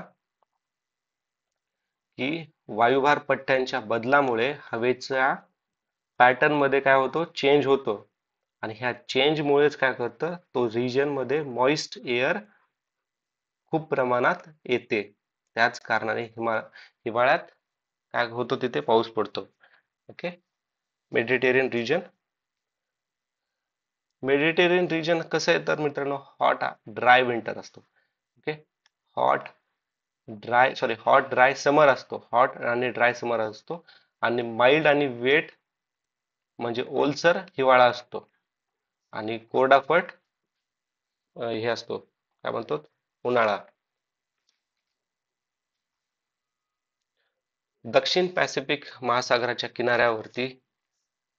किनारवर्तीय भागामध्ये प्रामुख्याने सागरी गर्ता आढळतात. कारण अच्छा, trenches are found mainly along the coast of western Pacific ocean because. Trenches विचारले ना, तर पॅसिफिक याचं उत्तर आहे पॅसिफिक महासागराच्या पश्चिमेकडील किनाऱ्यावरती भाग काय अधोगमन क्षेत्रात आहे. The western margin of the Pacific ocean is under subduction zone. Okay. आता सबडक्शन झोन काय आहे ते महत्वाचं आहे आपल्याला नेक्स्ट एक्झाम साठी. तर सबडक्शन झोन म्हणजे काय? कसं बनतं? आता अर्थ कॉन्टिनेंटल क्रस्ट मुळे बनतं. आपल्याला माहिती आहे की ही पृथ्वीच्या मध्ये खूप सारे टॅक्टोनिक प्लेट्स असतात जे कंटिन्यू मूव्ह होत राहतात. ओके. कंटिन्यू मूव्ह होतात पण ते आपल्याला एवढं भासत नाहीत. Okay. Due to various reason. आता सबडक्शन मध्ये काय होतं? ज्या वेळेस दोन टेक्टोनिक प्लेट्स, ही एक टेक्टोनिक प्लेट्स, ही एक टेक्टोनिक प्लेट्स काय होतात? एकमेकाला भेटतात आणि काय होती? जे कमजोर असेल ती खाली, म्हणजे ज्याची डेन्सिटी जास्त तो खाली जाणार, ज्याची डेन्सिटी कमी तो वर राहणार. आता याचं उदाहरण म्हणजे हे बघा, सबडक्शन मध्ये हे दोन दोन प्लेट बघितलं ना, तर कोणती? जी ओशनिक प्लेट आहे, जी ओशनिक प्लेट आहे ती डेन्सर दॅन कॉन्टिनेंटल प्लेट. तर त्याच्यामुळे ज्याची डेन्सिटी जास्त तो खाली, ओशनिक प्लेट काय झालं? खाली आला. आणि हे डेन्सर कमी डेन्सर आहे. कोणती कमी डेन्सर आहे मित्रांनो? जो कॉन्टिनेंटल प्लेट आहे तो कमी डेन्स असल्यामुळे तो वर आला, ओशनिक वाला खाली गेला. ओके. यालाच काय म्हणतात? सबडक्शन झोन म्हणतात. ओके. साधं सिंपल भाषेमध्ये. आता याच्यामुळे काय होतं? ह्या सबडक्शन मुळे west margin of Pacific ocean वरती काय होतं? ट्रेंचेस जास्त पडतात. ट्रेंचेस मध्ये कसं गुफा, म्हणजे ते गुफा वगैरे राहत नाहीत का? मोठमोठ्या गुफा, सोप्या भाषेत गुफा म्हणतोय, त्याचं मिनिंग वेगळाच होतो. ओके. आता लक्षात आलं ना? हे काय होणार? एक खाली गेली एक वर गेली तर काही भागावर सांधा निर्माण होणार, काही जागा गॅप निर्माण होणार. ओके. तुम्ही दोन्ही हाती तुमचे घेऊ शकतात बघा, राईट हँड लेफ्ट हँडला एक जर केलं ना तर थोडा गॅप बनतो तिथं, त्यालाच ट्रेंचेस म्हणतात. ओके. आय होप क्लिअर आहे. पुढे बघूयात आता. ओके. रिट्रेटिंग मान्सून बद्दल विचारलंय आपल्याला. मान्सूनची माघार हा भारतीय हवामानाच्या आविष्कार खालीलपैकी कोणत्या वातावरणीय परिस्थितीचा परिणाम आहे? तर हा कोणता परिणाम आहे? तर भारताच्या वायव्य भागाकडून आग्नेय भागाकडे उच्च वायुदाब पट्ट्याचा होणारा विस्तार. ओके, काय म्हणतो तो? The extension of high pressure belt from north south east west north west part to काय south east part of extension of high pressure. आता ना आपण पूर्ण पाहूयात मान्सून कसा येतो, मान्सून वापस कसा जातो. हे north south east waste. Monsoon येतो आपला साऊथ वेस्ट कडनं. ओके, साऊथ वेस्ट कडनं मान्सून आल्यानंतर काय होतं, तो पाऊस पडत साऊथ वेस्ट मान्सून कुठून येतो? इंडियन कॉन्टिनेंट मधून येतो. हम्म, तो पाऊस पाडतो आणि नंतर काय होतं, नॉर्थ ईस्टला जातो. ओके, मौसिम राम वगैरे तुम्हाला माहित असेल, तिथं सर्वात जास्त पाऊस पडत त्याचं रेकॉर्ड झालेलं आहे. तर ज्यावेळेस हे मान्सून माघार येतात, ओके, ज्याला आपण नॉर्थ ईस्ट मान्सून असं पण म्हणतो, मान्सून माघारमुळे एक मिनिट की लक्षात ठेवा, नॉर्थ नॉर्थ वेस्ट. आता हे बघा, हे आज जो मान्सून आलाय ना, तो काय होतो, सी कडून लँड कडे जातोय, आणि जो वापस येतो ना, तो लँड कडनं सी कडे जातोय. आता हे ज्यावेळेस मान्सून रिट्रेटिंग होतं ना, वापस येतं, तर हे वापस येता येता काय करतं, तमिळनाडू, पुडुचेरी आणि आंध्र प्रदेशचा जो कोस्टल एरिया आहे तिथे पाऊस पडतं. ओके, तर कदाचित विचारला जाऊ शकेल की हे मोस्टली काय तर नोव्हेंबर महिन्याच्या ऑक्टोबर नोव्हेंबर मध्ये पाऊस पडतो इथे. तर which of the following state experience October November rain, असा जर प्रश्न आला तर तुम्हाला हे स्टेट लक्षात ठेवायचे. आता हे मान्सून माघारी जातानाच एक गोष्ट होती, त्याला म्हणतात ऑक्टोबर हिट. तर काय होतं ऑक्टोबर हिट म्हणजे, काही एरियामध्ये क्लीन क्लाउडी स्काय असतं, जिथं टेम्परेचर हाय आहे, ह्युमिडिटी खूप हाय आहे, हॉट आणि प्लेझंट वेदर असतं, त्यालाच काय म्हणतात, ऑक्टोबर हीट असं म्हणतात. Okay, October heat. Okay.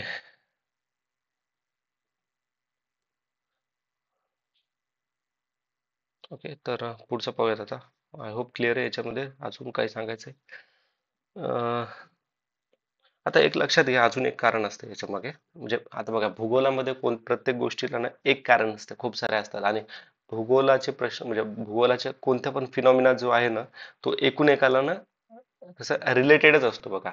Okay, जसं क्लायमेट चेंज झाला तर काय होणार, ग्लेशियर मेल्ट होतात, ग्लेशियर मेल्ट झाल्यावर काय होणार, मिनरल्स, ते मिनरल्स काही म्हणजे काही जागावर बघा ग्लेशियर मेल्ट होतात, तर काय होणार, फ्लड येतात, जे जमिनीच्या म्हणजे बर्फाखालचे जे मिनरल्स आहेत ते मेल्ट होतात. अशा अशा खूप साऱ्या गोष्टी होतात. ओके, ते एक लक्षात ठेवा. रिट्रेटिंग मान्सून हे ज्यावेळेस सनचं मुवमेंट होतं, दक्षिण दक्षिण दक्षिण आणि म्हणजे एवढं लक्षात ठेवा, retreating monsoon causes by sun's movement to south. Okay, आपल्याला माहिती आहे की जसं जसं अर्थ सनच्या इथं फिरते, तर प्रत्येक फेज मध्ये काय होतं, सीझन चेंज होतात. तर हे पण एक रिझन आहे कशाचं, मान्सून माघार घेण्याचं. तर आपल्याला which of the following are reason behind retreating monsoon, हा प्रश्न जर विचारला तर हा पॉइंट लक्षात ठेवा की sun's movement to south. Okay, आणि अजून काय, अजून मान्सून येण्याचे कारण कोणकोणते? जेट स्ट्रीम, मान्सून येण्याचे आपण बघितलं बघा, मान्सून येण्याचे कारण आपण बघितलेले आहेत, जेट स्ट्रीम, पुन्हा पायरेट वगैरे. Jet stream. पुढचा प्रश्न पाहत आता, त्याचे खालीलपैकी कोणती विधाने बरोबर आहेत? महाराष्ट्रात उत्तरेकडून क्रमाने पठारावरील प्रमुख डोंगर रांगा व त्यांच्या दक्षिणेकडील नद्यांची खोरे खालीलप्रमाणे आहेत. ओके, सातपुडा पर्वत रांगेच्या दक्षिणेकडे तापी पूर्णा खोरे, सातमाळा अजिंठा डोंगराच्या दक्षिणेस गोदावरी नदीचे खोरे आहे, हरिश्चंद्र बालघाट डोंगर व त्यांच्या दक्षिणेस भीमा नदीचे खोरे आहे आणि शंभू महादेवाचे डोंगर व त्यांच्या दक्षिणेस कृष्णा नदीचे खोरे आहे. तर हे चारही स्टेटमेंट बरोबर आहेत. आता पुढचा प्रश्न पाहूयात. हे स्ट्रेट फॉरवर्ड आहेत. आता हे स्टेटमेंट आपल्याला लक्षात ठेवायचे. नेक्स्ट टाइम ना हेच ऑप्शन्स प्रश्न भरून विचारले पण जाऊ शकतात. ओके, तर ऑप्शन 2 याचं उत्तर. पुढचा प्रश्न पाहूत आपण आता.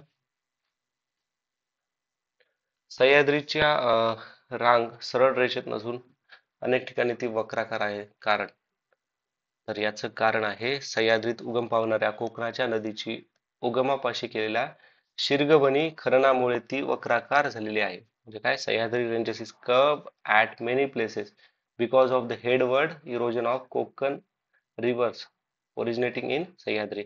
आपण एक हे डायग्राम बघितली होती बघा.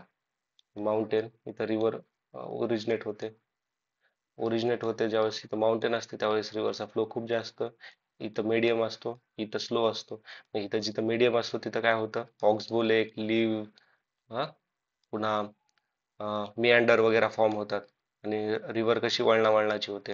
हेच लॉजिक आहे मित्रांनो. हे जर तुम्हाला कन्सेप्ट लक्षात आला असतं तर तुम्ही इथं पोहोचू शकला असतात. आता एक लक्षात ठेवा, ऑलरेडी बघितलं होतं आपण, कोकण हे वेस्ट घाट, हे डेक्कन प्लॅट्यू हा ईस्ट घाट हा मालाबार प्लॅट्यू.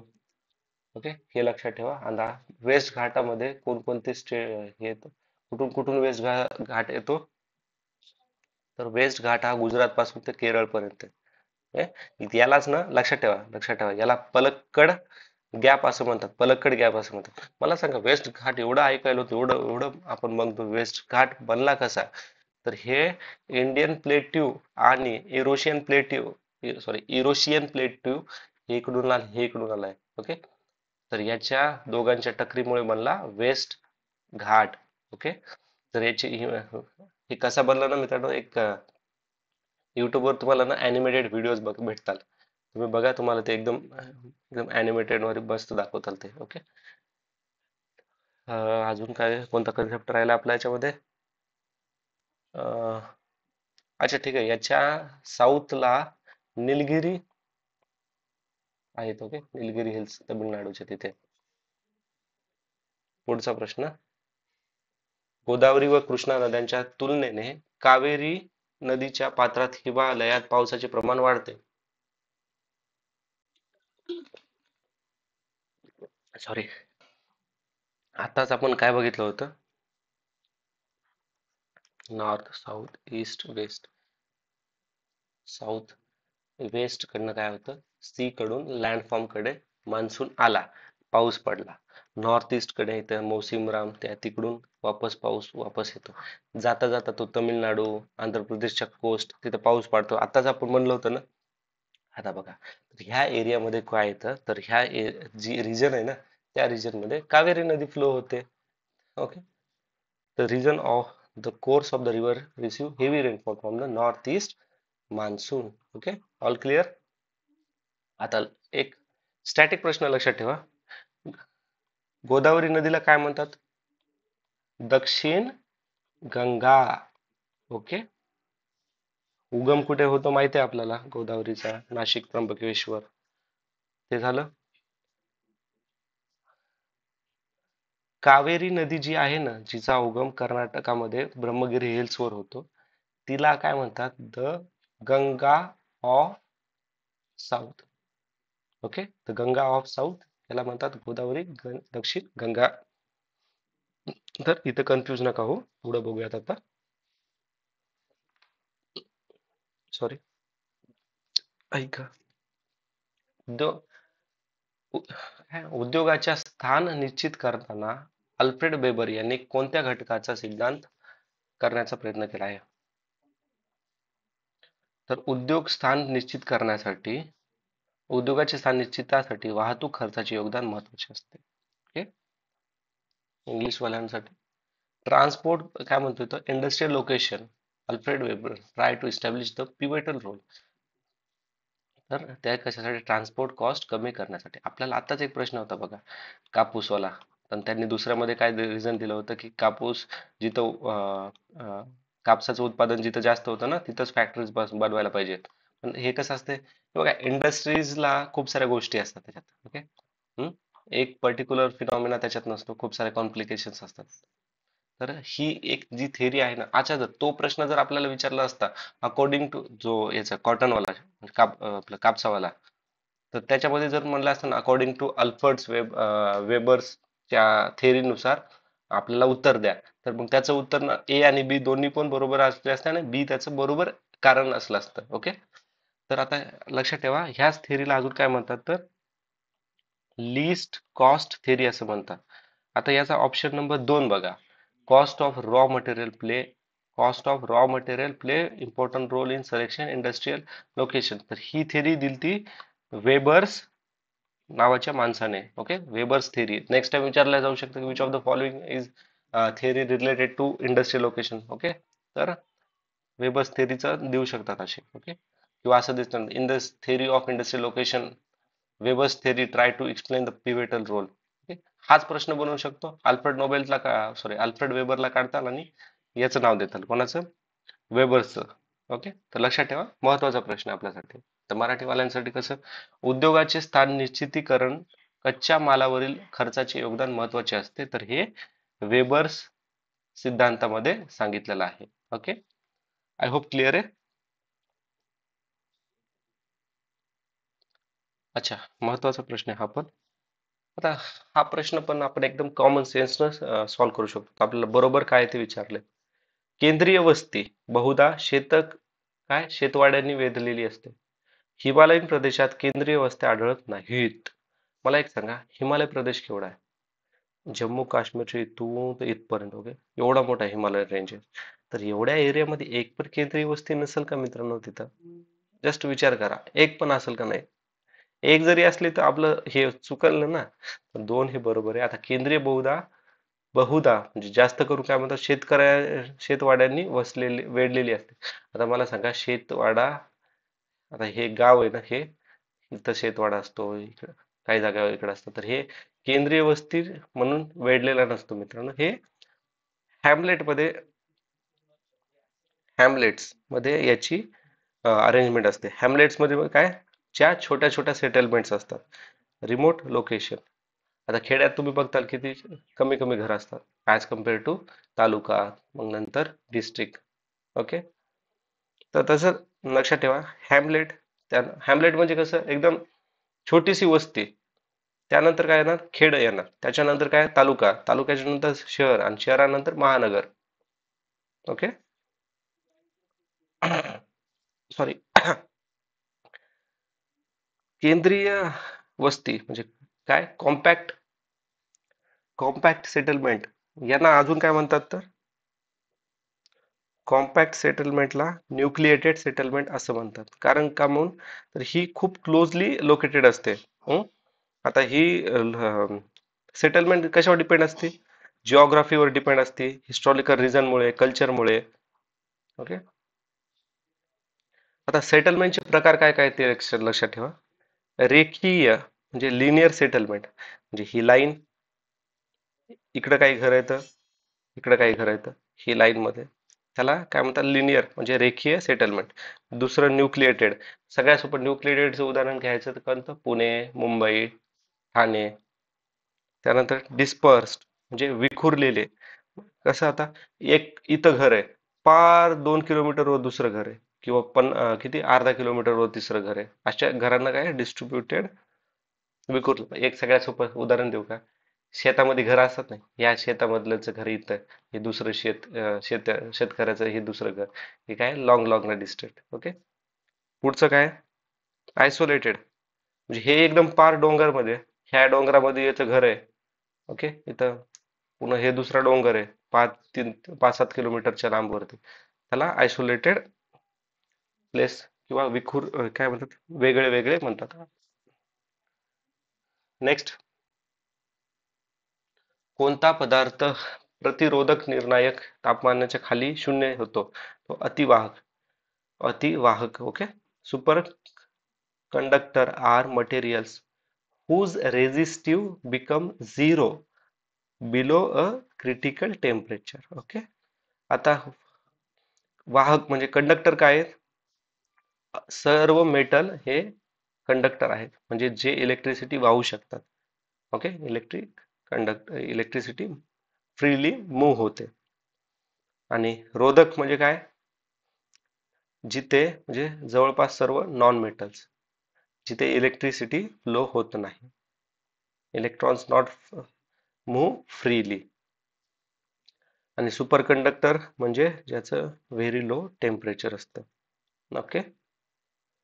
आणि इथे काय होतं, रेझिस्टन्स सडनली काय होतं, ड्रॉप होतं, ॲब्रप्टली ड्रॉप होतं 0 वरती. केव्हा ड्रॉप होतं? ज्यावेळेस temperature below critical. Got it? Next. हा प्रश्न रिपीट झाला मित्रांनो. ओके. आता बघा, आपण याच्या आधी ना मी तुम्हाला एक सांगितलं, म्हणजे त्यावेळेस सांगितलं होतं. आता एक n equals to 360 by angle -1. हा फॉर्म्युला वापरा. कशासाठी? सिमेट्रिकल. आपल्याला काय म्हणतात हे? दोन समतल आरशामधील समरूप ठेवता येतात, किती प्रतिमा तयार होतात. समरूप ठेवला, दोन आरसे समरूप ठेवले तर किती प्रतिमा बनतात हे विचारलंय. ओके. तर सिमेट्रीसाठी कोणता आहे आपला फॉर्म्युला? 360 bye theta -1. आणि सिमेट्री विचारलंय. जर असिमेट्री म्हटलं तर 360 बाय थिटा. 360 ला किती दिलंय? 36. किती झाले? 10. -1 9 आलं उत्तर. ओके. तर याच जागेवर जर सिमेट्रीच्या जागेवर असिमेट्री असलं असतं तर काय असणार? 360 36 किती आलं असतं? तेव्हा 10 आलं असतं. ओके. नेक्स्ट टाइम लक्षात ठेवा असिमेट्रीचं, कारण की दोन्ही वेळेस त्यांनी ना सिमेट्रीच विचारलेले. ओके. पुढचा प्रश्न पाहूयात आपण. तर हा प्रश्न आयोगाने कॅन्सल केलेला आहे. पुढचा प्रश्न पाहूयात आपण. त्यामुळे जेव्हा अल्फा कण किरणोत्सारी घटकातून बाहेर पडतात तेव्हा काय होतं? तर त्यावेळेस ॲटॉमिक नंबर 2 ने कमी होतो आणि मास नंबर 4 ने कमी होतो. ओके. अनुक्रम 2 ने कमी आणि अणुवस्तुमान 4 ने कमी होतं. अल्फा डिके म्हणजे काय?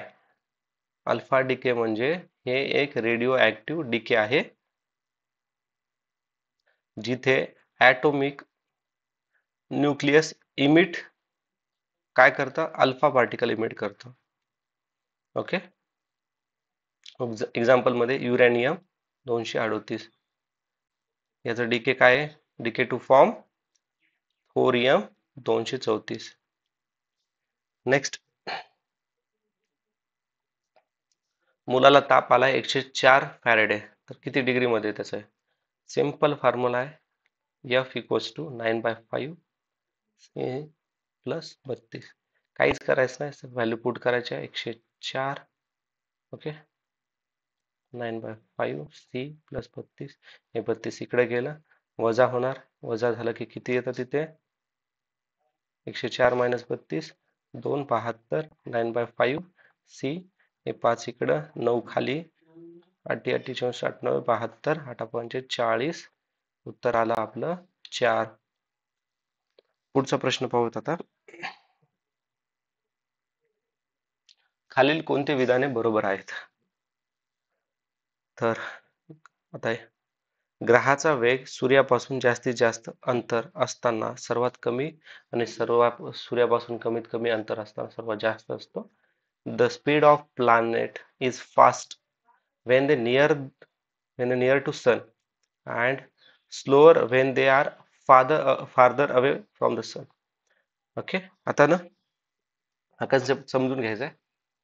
ओके. आन्सर तर तुम्हाला माहिती आहे, तुम्ही बाकीचे ऑप्शन पण वाचून घेऊ शकतात. ओके. तर ह्याच्यामध्ये काय आहे? आता एक सोपं उदाहरण मध्ये लक्षात ठेवा की एक प्लॅनेट आहे. ओके. ओके. प्लॅनेट आहे, ग्रह, अवे फ्रॉम सन. आता हे सन, हे प्लॅनेट, इकडे इकडे सगळे प्लॅनेट. ओके. हा जसं एवढं हा सन काय आहे? जवळ आहे, म्हणजे काय करणार, याच्या सनची ग्रॅव्हिटी याच्यावर इम्पॅक्ट पडणार. बट जसं जसं तुम्ही लांब लांब जाणार, सनची ग्रॅव्हिटी ऑर्बिटला काय करते? एवढी स्ट्रॉंग नसते. ओके. तर याला जर एक्झाम्पल मध्ये बघायचं असेल ना तुम्हाला, तर लक्षात ठेवा. आधी एक मिनिट थांबा. आधी केपलरचं बघा. केपलरनं ना 3 लॉ दिलेले आहेत. पहिल्या लॉ मध्ये काय दिले? प्लॅनेट मूव्ह कसे? लंब वर्तुळाकार. कसे प्लॅनेट मूव्ह होतात? लंब वर्तुळाकार असे. त्यानंतर दुसरा कोणता आहे त्यांचा दिलेला लॉ? इथे हा आता आपला हा सन आहे. ओके, हा प्लॅनेट आहे. हा सपोज अर्थ आहे. अर्थ ह्या ऑर्बिट मध्ये मूव्ह होते. कोणत्या? लंब सॉरी लंब वर्तुळाकार आकारामध्ये प्लॅनेट मूव्ह होते. तर हे मूव्ह होताना काय होणार? स्पीड व्हॅरी होते. ओके, स्पीड व्हॅरी होते, हे लक्षात ठेवा. हे सन, तर इथं डिस्टन्स कसं आहे सनचं, इथं डिस्टन्स कसं आहे, इथं डिस्टन्स कसं आहे, याच्यावरून लक्षात ठेवा काय होतं? स्पीड व्हॅरी होते. हे पेरिहेलियम वगैरे वाला कन्सेप्ट लक्षात ठेवा तो. आता तिसरा केपलरचा लॉ काय म्हणतो? Law off period. ओके, आता ना हा जर तुम्हाला लक्षात ठेवायचा ना, सगळ्यात सोपं एवढंच लक्षात ठेवा. ओके, तुम्ही ज्यावेळेस घरी राहतात आई वडिलांसोबत, तर आई वडिलांच्या देखरेखीत राहतात, म्हणजे तुमची मस्ती कमी असते, जो उतावळापणा आहे तो कमी असतो. जसं तुम्ही बाहेर शिकायला जाणार, तुमच्यावर रिस्ट्रिक्शन कमी, तुमचा उतावळापणा जास्त. सिमिलर कन्सेप्ट आहे बघा, इथे तुम्ही लावून समजू शकतात. Okay, no. नेक्स्ट प्रश्न बघूयात आता. ओके, तर विचारलंय जीवनसत्व. तर मित्रांनो, हा प्रश्न डिस्कस करण्याआधी आपण काय करूया, तर सर्व महत्वाचे मिनरल्स कोणते, तर पुन्हा विटॅमिन्स कोणते, मिनरल्स कोणते आहेत, फूड अँड न्यूट्रिशन पूर्ण डिस्कस करूया. तर लक्षात ठेवा, पहिले बघूयात आपण प्रोटीन. ओके, तर प्रोटीन मध्ये कसं आहे, काय असतं प्रोटीन एक्झॅक्टली? प्रोटीन काय? प्रोटीनचे पहिले सोर्स लक्षात ठेवा. दूध, अंडी, पुन्हा मांस, मच्छी वगैरे, मशरूम, पुन्हा आपले पल्सेस, डाळी वगैरे. तर प्रोटीन कशासाठी वापरतो आपण? Building block. ओके, बॉडी बनवण्यासाठी काय प्रोटीनचा वापर केला जातो. प्रोटीनच्या डिफिशियन्सीने काय होतं? मेंटली आणि फिजिकली काय येतात? फॅटिग्यू येतात. ओके, त्यानंतर हाडं कमजोर होतात आणि वाढ व्यवस्थित होत नाही. तो झाला प्रोटीन. कार्बोहायड्रेट्स. कार्बोहायड्रेट्सच्या कमतरतेने काय होतात? अंडरवेट, पुन्हा फॅटिग येणं, पुन्हा अजून काय होतं? रेस्ट म्हणजे थकवा आल्यासारखं वाटणार कार्ब्स मुळे. तर कार्ब्स काय करतं? मेन रोल काय आहे त्याचा? तर ग्रोथ आणि ऍक्टिव्हिटी साठी एनर्जी प्रोव्हाइड करणं. तर ही एनर्जी, हे न्यूट्रिशन्स आपल्याला कुठून मिळतात? गहू, पुन्हा नट्स वेगळे असतात, साखर, राईस, पोटॅटो, ब्रेड. ओके, त्यानंतर फॅट. फॅट कशासाठी? ग्रोथ आणि रिप्लेसमेंट ऑफ सर्टेन टिश्यूज साठी आपल्याला फॅट्सची आवश्यकता असते. ओके, व्हिटॅमिन ए, डी आणि ई च्या ऍब्झॉर्प्शन साठी आपल्याला फॅटची आवश्यकता असते. आता याच्या डिफिशियन्सीने काय होणार? अंडरवेट, फॅटिक आणि रेस्टलेसनेस येतं. ओके, सोर्सेस काय आहेत आपले फॅटचे? बटर, मिल्क, घी, व्हेजिटेबल ऑइल, एग्ज वगैरे वगैरे. आता चौथं लक्षात ठेवा, वॉटर आणि रफेज. आता मला सांगा, पाणी पिल्यानं आपल्याला कोणतं न्यूट्रिशन भेटतं का? आपलं वजन वाढतं? काही भेटत नाही. पण पाणी आपलं काय करतं? वॉटर ट्रान्सपोर्ट करतं न्यूट्रिशन्सला. कुठून? एका जिथून बनतं तिथून दुसऱ्या पार्ट मध्ये.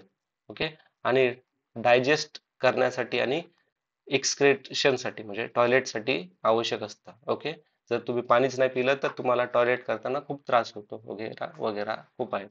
तर आता पाण्यासोबत आवश्यक काय अजून? तर त्याच्यासाठी रफेज पण आवश्यक असतात. रफेज म्हणजे काय? आपण जे भाजीपाला वगैरे खातो ना, सॅलेड सॅलेड. ओके, सॅलेड, पुन्हा फ्रुट्स. तर हे कोण काय आहे? तर हे रफेजेस आहेत.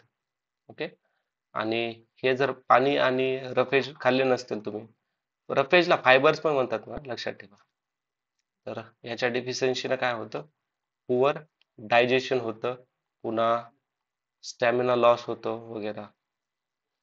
आता होतं विटॅमिन्स का कोणकोणते, महत्वाचे विटॅमिन कोणते, तर ते लक्षात ठेवा. आपण त्याच्या आधी एकदा लक्षात ठेवा, विटॅमिन्स, विटॅमिन्स मध्ये कोणते विटॅमिन्स येतं, एक मिनिट. विटॅमिन ए, ज्याला आपण रेटिनॉल म्हणतो. रेटिनॉल म्हणजे लक्षात काय यायला पाहिजे आपले, आईज केअर. ओके. आता एक लक्षात ठेवा, फॅट सोल्युबल आणि वॉटर सोल्युबल असते.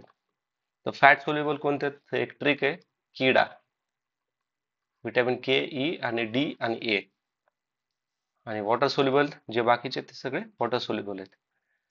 तर रेटिनॉल आता बघितलं डोळ्याच्या ग्रोथसाठी आवश्यक असतात. आता विटॅमिन ए च्या कमतरतेने काय होतं, स्किन ड्राय पडते. ओके. पुन्हा नाईट ब्लाइंडनेस येतं. याचे सोर्सेस कोणते आहेत, मिल्क, पुन्हा आपला पालक, कॅबेज, पुन्हा कोणते कॅरट, बटर, फिश ऑइल वगैरे वगैरे. त्यानंतर विटॅमिन बी 1, ज्याला काय म्हणतात, thiamine, vitamin thiamine. Vitamin B कोणतं आहे हे वॉटर सोल्युबल आहे. ओके. किडा फक्त फॅट सोल्युबल आहे. नेक्स्ट टाइम, आतापर्यंत प्रश्न नाही विचारला काय, which of the following are fat solubles, आतापर्यंत नाही विचारलेला, तर चान्सेस आहेत आपल्याला. आणि असे आता लक्षात ठेवा, थायमिन, व्हिटॅमिन बी 1 ला थायमिन म्हणतात. आणि हे कशासाठी, याच्या कमतरतेमुळे बेरी बेरी होण्याचे चान्सेस असतात. ओके. पुन्हा कॉन्स्टिपेशन होण्याचे चान्सेस असतात. उदाहरण कोणकोणते, तर किडनी बीन्स, म्हणजे काय म्हणतो त्याला आपण, काय म्हणतात त्याला, राजमा, राजमा. ओके. राजमा, ऑरेंज, पुन्हा पीनट्स, पीनट्स म्हणजे आपले हे शेंगदाणे, फिश, हे त्यांचे रिच सोर्सेस आहेत बी 1 चे. त्यानंतर बी 2, ज्याला काय म्हणतात, ribo flavin. Okay. Water soluble आहे. या हे कशा फंक्शन काय आहे, याचं इम्पॉर्टन्स काय आहे, तर हेल्दी आईज, पुन्हा स्किन, नर्वस टिश्यूज. आणि याच्या कमतरतेमुळे काय होणार, डोळ्यामध्ये इचिंग होणार, बर्निंग होणार, डोळे कचकच करणार. आता याचे सोर्सेस कोणते आहेत, तर बटर, मिल्क, सिरियल्स, पुन्हा ग्रीन व्हेजिटेबल्स वगैरे. बी 3 ला काय म्हणतात, नियाकॉइन, नियाकॉइन, नियाकिन. तर बी 3 च्या डिफिशियन्सीमुळे काय, रफ आणि ड्राय स्किन, पुन्हा स्वेलन गम्स, माउथ आणि टंग, आणि डायरिया. एवढं लक्षात ठेवा, डायरिया बी 3 मुळे. बी 3 लाच काय म्हणतात, नियाकिन असं पण म्हणतात. सोर्सेस कोणते आहेत, पोटॅटो, शेंगदाणे, पुन्हा फिश,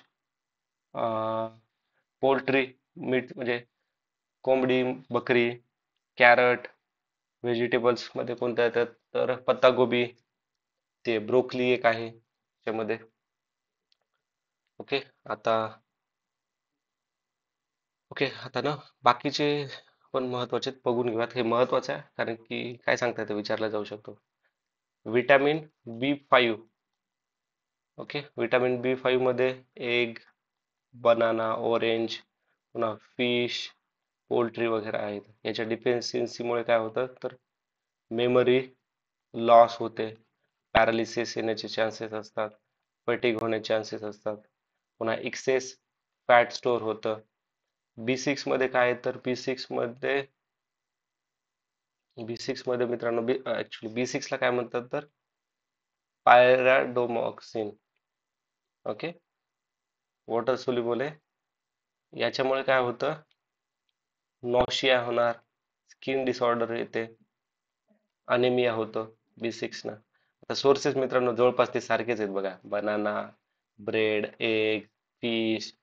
तर आपण कोणते कसे काय नाव आहे त्याच्या डिफिशियन्सीने काय होतं ते बघूयात. तर व्हिटॅमिन B12 त्याला कोबलामाइन म्हणतात. हे नाव महत्वाचं आहे. B12 ला काय म्हणतात असं पण विचारला जाऊ शकतो. हे कोणते वॉटर सोल्युबल, याच्या डिफिशियन्सीमुळे काय होतं, तर याच्या डिफिशियन्सीमुळे पेर्निशियस ॲनिमिया होतो. ओके, अनहेल्दी नर्व सेल बनतात. व्हिटॅमिन सी, व्हिटॅमिन सी काय आहे तर हा वॉटर सोल्युबल आहे. व्हिटॅमिन सी च्या डिफिशियन्सीमुळे काय होतं, रफ आणि ड्राय स्किन होते, कॅटरॅटिक्स म्हणजे डोळ्याचे प्रॉब्लेम होऊ शकतात, डायरिया होऊ शकते. आता याचे सोर्सेस कोणते हे महत्वाचे आहे व्हिटॅमिन सी चे. गावा, लाईम, पपया, ऑरेंज, जे पण सिट्रिक फ्रुट्स आहेत ना ते सर्व सोर्सेस आहेत व्हिटॅमिन सी चे. ओके. आता व्हिटॅमिन डी लक्षात ठेवा. व्हिटॅमिन डी काय आहे तर आपल्याला कुठून व्हिटॅमिन डी मिळतं, सगळ्यात जास्त सूर्यप्रकाशामधनं. ओके, फिश ऑइल वगैरे. व्हिटॅमिन डी च्या डिफिशियन्सीमुळे काय होतं तर याच्यामुळे होतं पुअर टीथ, दात कमजोर होतात आणि रिकेट्स येतात. हे रिकेट्स लक्षात ठेवा. व्हिटॅमिन ई ज्याला टोकोफेरॉल म्हणतात, तर ह्या टोकोफेरॉल च्या कमतरतेमुळे काय होतात, आरबीसी चे प्रमाण कुठे बोन मॅरो मध्ये कमी होतं व्हिटॅमिन ई मुळे. सोर्सेस काय, दूध, तूप, ऑइल, पुन्हा व्हेजिटेबल्स, पुन्हा कॉर्न म्हणजे मक्का वगैरे. व्हिटॅमिन के काय आहे तर व्हिटॅमिन के याच्या डिफिशियन्सीमुळे माइल्ड ब्लड क्लॉटिंग डिसीज, हे लक्षात ठेवा व्हिटॅमिन के मुळे, mild blood clotting disease. Okay, sources काय आहेत त्याचे, vegetable oil, fish, green leafy vegetables, अंडे वगैरे. आता फोलिक ऍसिड काय आहे ते लक्षात ठेवा. फोलिक ऍसिड हे आपल्याला नट्समुळे, बीटमुळे मिळतात. पुन्हा याच्या डिफिशियन्सीमुळे डायरिया होतो, पुन्हा अनेमिया होऊ शकतो. ओके, आय होप क्लिअर आहे याच्यात. आता मी ना याची एक PDF आहे, ते तुम्हाला आपल्या ग्रुपवर पाठवतो, म्हणजे तुम्ही तिथं पण गो थ्रू करा. आता फक्त हे लक्षात ठेवा, मिनरल्स कोणकोणते लागतात आपल्याला. कॅल्शियम, पुन्हा phosphorus, potassium, magnesium, chlorine, sodium, iron, पुन्हा आयोडीन, हे आपल्याला मिनरल्स आपल्या बॉडीला लागतात. ओके, कोणते मायक्रो मिनरल्स आहेत, मॅक्रो मिनरल्स आहेत ते आपण ऑलरेडी पाहिलेलं आहे. आता पुढचा प्रश्न पाहूयात आपण. अच्छा, ह्याचं उत्तर राहिलं ना. तर आता बघा, व्हिटॅमिन ए काय बघितलं होतं आपण, ते व्हिटॅमिन ए काय करतं, डोळ्याच्या म्हणजे रातांधळेपणा ऑप्शन. ओके, डी सूर्यकिरणापासून मिळतं, त्याचे काय होतं आपल्याला डी मुळे, डी मृदडूस म्हणजेच रिकेट्स. आलं. क व्हिटॅमिन जीवनसत्व म्हणजे vitamin C, citric fruits. Okay, ascorbic acid लक्षात ठेवा. तर याच्या व्हिटॅमिन सी च्या कमतरतेमुळे स्कर्वी होतं, आणि B12 मुळे रक्तक्षय म्हणजे अनेमिया होतो. ओके, ऑल क्लिअर असेल. पुढचं जाऊ, पुढचा प्रश्न पाहूयात आपण. ओके, अँग्विनिया ट्रिटिकी इज द पॅरासाइटिक काय नेमॅटोड फाउंड इन रिकाम जागा प्लांट. काय तर अँग्विनिया ट्रिटिकी, तर अँग्विनिया ट्रिटिकी गव्हामध्ये आपल्याला पाहायला मिळतो. ओके, पुढचा प्रश्न. शंखशास्त्राचा अभ्यास म्हणजे काय तर कोंकॅलॉजी म्हणजे काय म्हणतात, तर कोंकॅलॉजी म्हणजे मोलुस्काचे कवच. Okay, conchology means study of shell of Mollusca. Study of coelenterate म्हणजे सेंडोलॉगी. स्टडी ऑफ मोलुस्का म्हणजे काय, मॅलॅकोलॉजी. लक्षात ठेवा, महत्वाचे आहे. ओके, आता पुढचा प्रश्न. अच्छा, हे मोलुस्काचे आवरण म्हटलं तर लक्षात ठेवा, उदाहरणामध्ये आपले जे हे गोगलगाय असते ना ते. ओके, काय करते गोगलगाय, सिक्रेट करते कार्बोनेट आणि कॅल्शियम कार्बोनेट आणि कोंकेलॉन. एवढंच लक्षात ठेवा. मोलुस्का आवरण म्हणलं की स्नेलचं जे वरचं ते कवर असतं ना ते. कॅल्शियम लक्षात ठेवा, कॅल्शियम. मोलुस्का वर्गीय प्राणी मृद काय असतात, ते खालील वैशिष्ट्ये धारण करतात. आता बघा, हे सर्वात मोठा वर्ग आहे 2 नंबरचा. सर्वसाधारणपणे द्विपक्षीय सममिती असतात, म्हणजे बायोलॅट्रिकल सिमेट्री असतात म्हणायला तो. फक्त जमिनीवर राहतात. तर मित्रांनो, मोस्ट ऑफ द टाइम फक्त मध्येच आपल्याला ट्रॅप असतो, आणि एक्झामिनर पण आपला बेस्ट फ्रेंड आहे, त्याने 4 पैकी 4 दिलेच नाहीत. तर मग जर तुम्हाला हे माहीतच नसेल, कारण की मोलुस्का वर्गीय प्राणी हे थोडे आपले हे फॅलेसियल मोलुस्का हे यांचे नावच लय खतरनाक राहतात. तर ह्या ट्रिकने तुम्ही याला सॉल्व्ह करू शकतात. ओके, कोणतं फक्त क नाहीये म्हणजे अ ब ड याचं उत्तर आहे 4. आता हे टेरेस्ट्रियल जमिनीवरच राहत नाहीत, अजून कुठे राहतात, तर हे मरीन फ्रेश वॉटर मध्ये राहतात. याचे उदाहरणं कोणकोणते आहेत? Clamps, oysters, squid, octopus. Okay, next प्रश्न.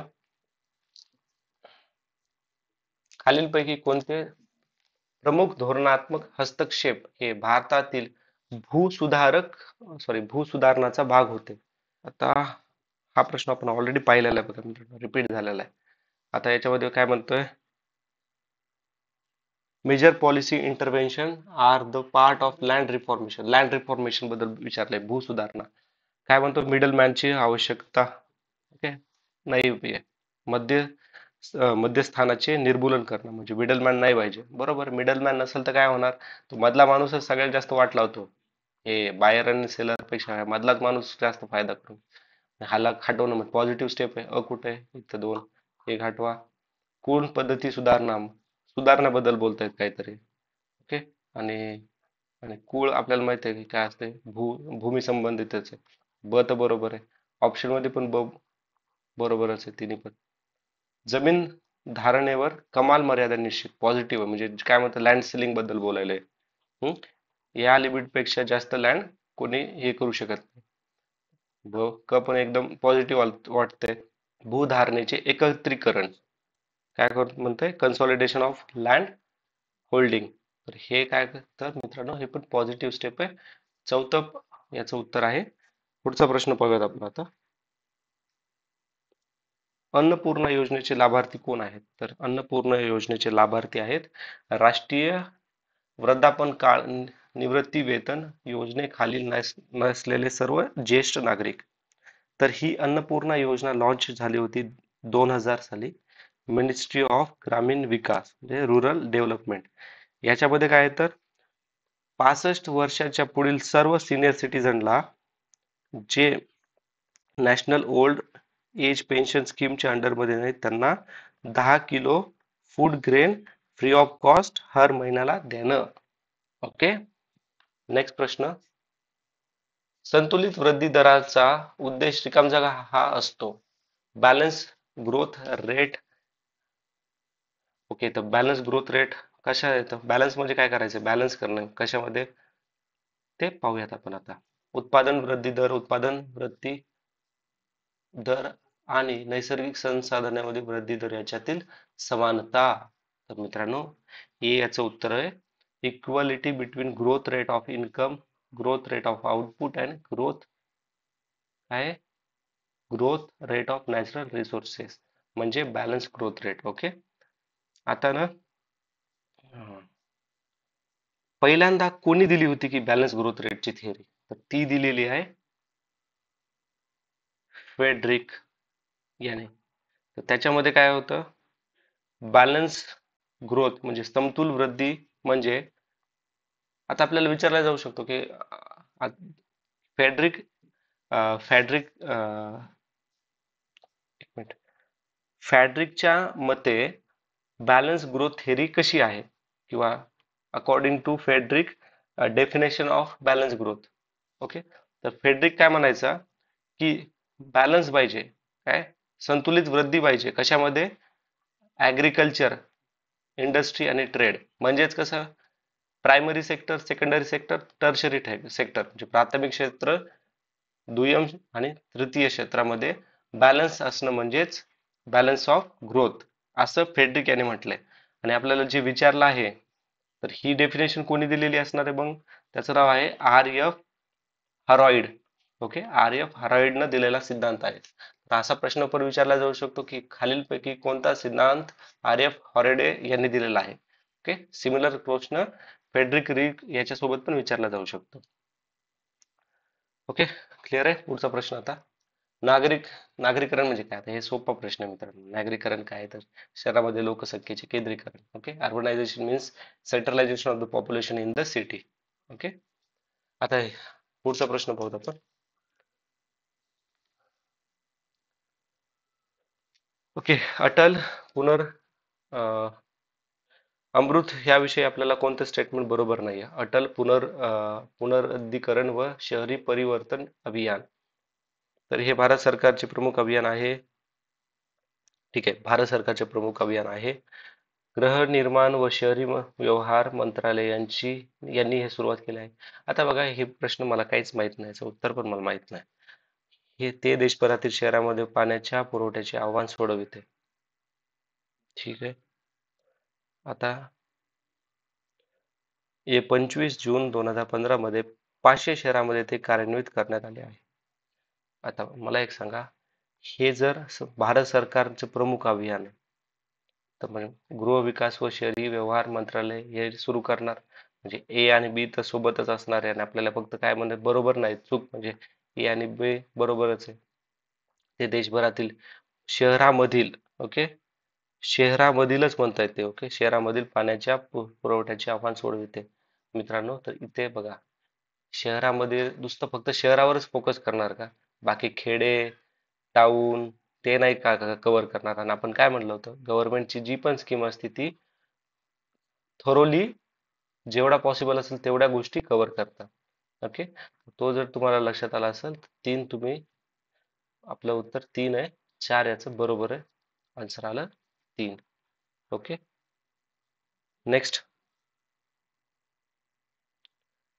इफ अच्छा, हा पण प्रश्न आपण ऑलरेडी बघितला बघा. जेव्हा एखाद्या कुटुंबाच्या वंचिकता गुणांक 1,000% किंवा त्यापेक्षा अधिक असतो, त्यावेळेस ते कुटुंब अनेक अंगाने बहुमित दरिद्री मानले जाते. If derivative score of household is रिकामजागा percent or greater, then that household is called multi-dimensional power. तर ते आहे 33.3. मल्टी डायमेन्शनल पॉवर्टी ऑलरेडी पूर्ण आपण 4-5 वेळेस पाहिलेले आहे.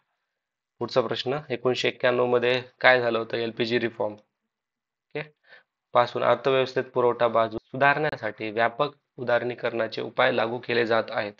यातील अधिक महत्वाचे काय आहेत? आता ऑप्शन काय आहेत? ओके, ओके, ऑप्शन बघितले. व्यापार व भांडवल प्रवाह सुधारणा, औद्योगिक विनियंत्रण, वित्तीय क्षेत्र सुधारणा, निर्गुंतवणूक आणि सार्वजनिक उद्योग सुधारणा. काय म्हणते? सुधारणा आहे, म्हणजे काहीतरी पॉझिटिव्ह बदल आणायचे. अ आणि क बरोबर आहे. अ आणि क कुठे कुठे? अ आणि क, अ आणि क, हे कटले हे कटले. वित्तीय क्षेत्र सुधारणा, इथं पण सुधारणा आहे. पण पैशाची आपल्याला माहिती आहे की 1951 काय झालंय, म्हणजे ड पण बरोबर आहे. उत्तर आलं 4. ओके, पुढचा प्रश्न. आता हे एक लक्षात ठेवा, ह्या ज्या स्कीम आहेत ना, तर काय झालं 1991 ला आपण काय केलं, तर बाहेरच्या देशातल्या मार्केटला पण एंट्री दिली होती. आणि बाहेरच्या मार्केटमध्ये टेक्नॉलॉजी खूप एकदम ऍडव्हान्स लेवलवरती होती. त्यांचे आउटपुट म्हणजे कमी दरामध्ये ते जास्त उत्पादन काढायचे. पण त्यांच्यासोबत भारतीय व्यापाऱ्यांनी पण काय करायला पाहिजे, टक्कर देण्यासाठी त्यांना मदत म्हणून ह्या स्कीम लॉन्च करायला सुरू केलं होतं. याला महत्त्व द्यायला सुरू केलं होतं. ओके, पुढचा प्रश्न पाहूत आता. विविध योजना दस्तऐवजातून नियोजनाची दीर्घकालीन, आता बघा इथं ट्रॅप काय, दीर्घकालीन उद्दिष्ट कोणती आहेत? तर काय म्हणतात, लॉंग टर्मचा विचार करायचा आहे आपल्याला. आर्थिक वृद्धी व आत्मनिर्भरता हे पॉझिटिव्ह आहे. बेकारी निर्मूलन हे तर पॉझिटिव्ह, म्हणजे हे तर उद्दिष्ट पाहिजेच. गरिबी निर्मूलन हे पण उद्दिष्ट पाहिजे. आधुनिकीकरण, समावेश व शाश्वत वृद्धी हे पण उद्दिष्ट पाहिजे. चारही पण एकदम पॉझिटिव्ह आहे. ऑप्शन 4 याचं. ओके, इंग्लिश वाल्यांनी लक्षात काय ठेवायचे, लॉंग टर्म ऑब्जेक्टिव्ह कोणते? Economical growth, self reliance, removal of the unemployment, पुन्हा elimination of poverty, inclusive and sustainable growth. आता फक्त हेच ऑब्जेक्टिव्ह होते का? अजून कोणकोणते आहेत का ऑब्जेक्टिव्ह? हा, तर लक्षात ठेवा, इकॉनॉमिकल डेव्हलपमेंट म्हणजे काय, आर्थिक विकास, पुन्हा इकॉनॉमिकल स्टेबिलिटी त्याचा अर्थ काय, आर्थिक स्थिरता, पुन्हा सोशल वेलफेअर आणि provisions of effective social services म्हणजे समाज कल्याण आणि कार्यक्षम सामाजिक सेवांची तरतूद करणे. ओके, आता पुढचा प्रश्न पाहूयात आपण. योजना निर्मिती आणि यशासाठी पुढील बाबीची गरज असते. आता बघा, formulation and success of the plan required. नियोजन आयोग, आकडेवारी, उद्दिष्ट, लक्ष्य, आक्रमण, निर्मिती. आता प्रश्न हा सॉल्व्ह करायचा ना. फक्त तुम्ही काय कन्सिडर करा, तुम्ही एमपीएससीच्या पेपरचा अभ्यास करायला तर तुम्ही बाहेर शिकायला गेलात आणि तुम्ही तिथं एमपीएससी साठी काय करतायत, योजना बनवली आणि तुम्हाला यश मिळवायचंय, एमपीएससी क्रॅक करायची. तर त्या असं असं हे विचार करून तुम्ही हा प्रश्न सॉल्व्ह करा, तुम्हाला ऑटोमॅटिक हा प्रश्न सॉल्व्ह होऊन जाईल. कारण की आपण काय करतो, नियोजन आयोजन करतो, नियोजन करतो, आकडेवारी उद्दिष्ट ठरवतात, लक्ष्य ठरवतो, पुन्हा संसाधन संकलन करतो. म्हणजे काय करणार, पुस्तक कोणते, रिसोर्सेस कोणते, ट्युशन कोणतं चांगले, वगैरे वगैरे आपण बघणार. ओके, अभ्रक आणि कार्यक्षम प्रशासन, योग्य विकास धोरण. ओके, काय म्हणणार, टाइम टू टाइम पेपर व्हायलाच पाहिजे वगैरे. म्हणजे क पण बरोबर आलं, प्रशासन काटकसर आणि शिक्षणाचा पाया. तर अ ब क ड चारही याचे बरोबर आहेत. ओके, आता मित्रांनो, चांगली परिभाषित उद्दिष्टे अजून याच्यामध्ये काय आहे का, अजून कोणकोणते इम्पॉर्टंट आहेत आपल्यासाठी? तर लक्षात ठेवा, वेल डिफाईन्ड एम आणि ऑब्जेक्टिव्ह, त्यानंतर इमर्ज आउट ऑफ कन्सायन्स डिसिजन, त्यानंतर पर्प काय पर्पोजिटिव्ह डायरेक्शन म्हणजे उद्देशपूर्ण दिशा. अजून काय असणार आहेत, इफेक्टिव्ह ऍडमिनिस्ट्रेशन सिस्टीम, आणि पाचवा मध्ये careful fix the target. Okay, तर मित्रांनो, आपण बाकीचे प्रश्न आता ना नेक्स्ट व्हिडिओमध्ये डिस्कस करूयात. Thanks for watching. काही डाऊट असेल तर कमेंट बॉक्समध्ये मेन्शन करा.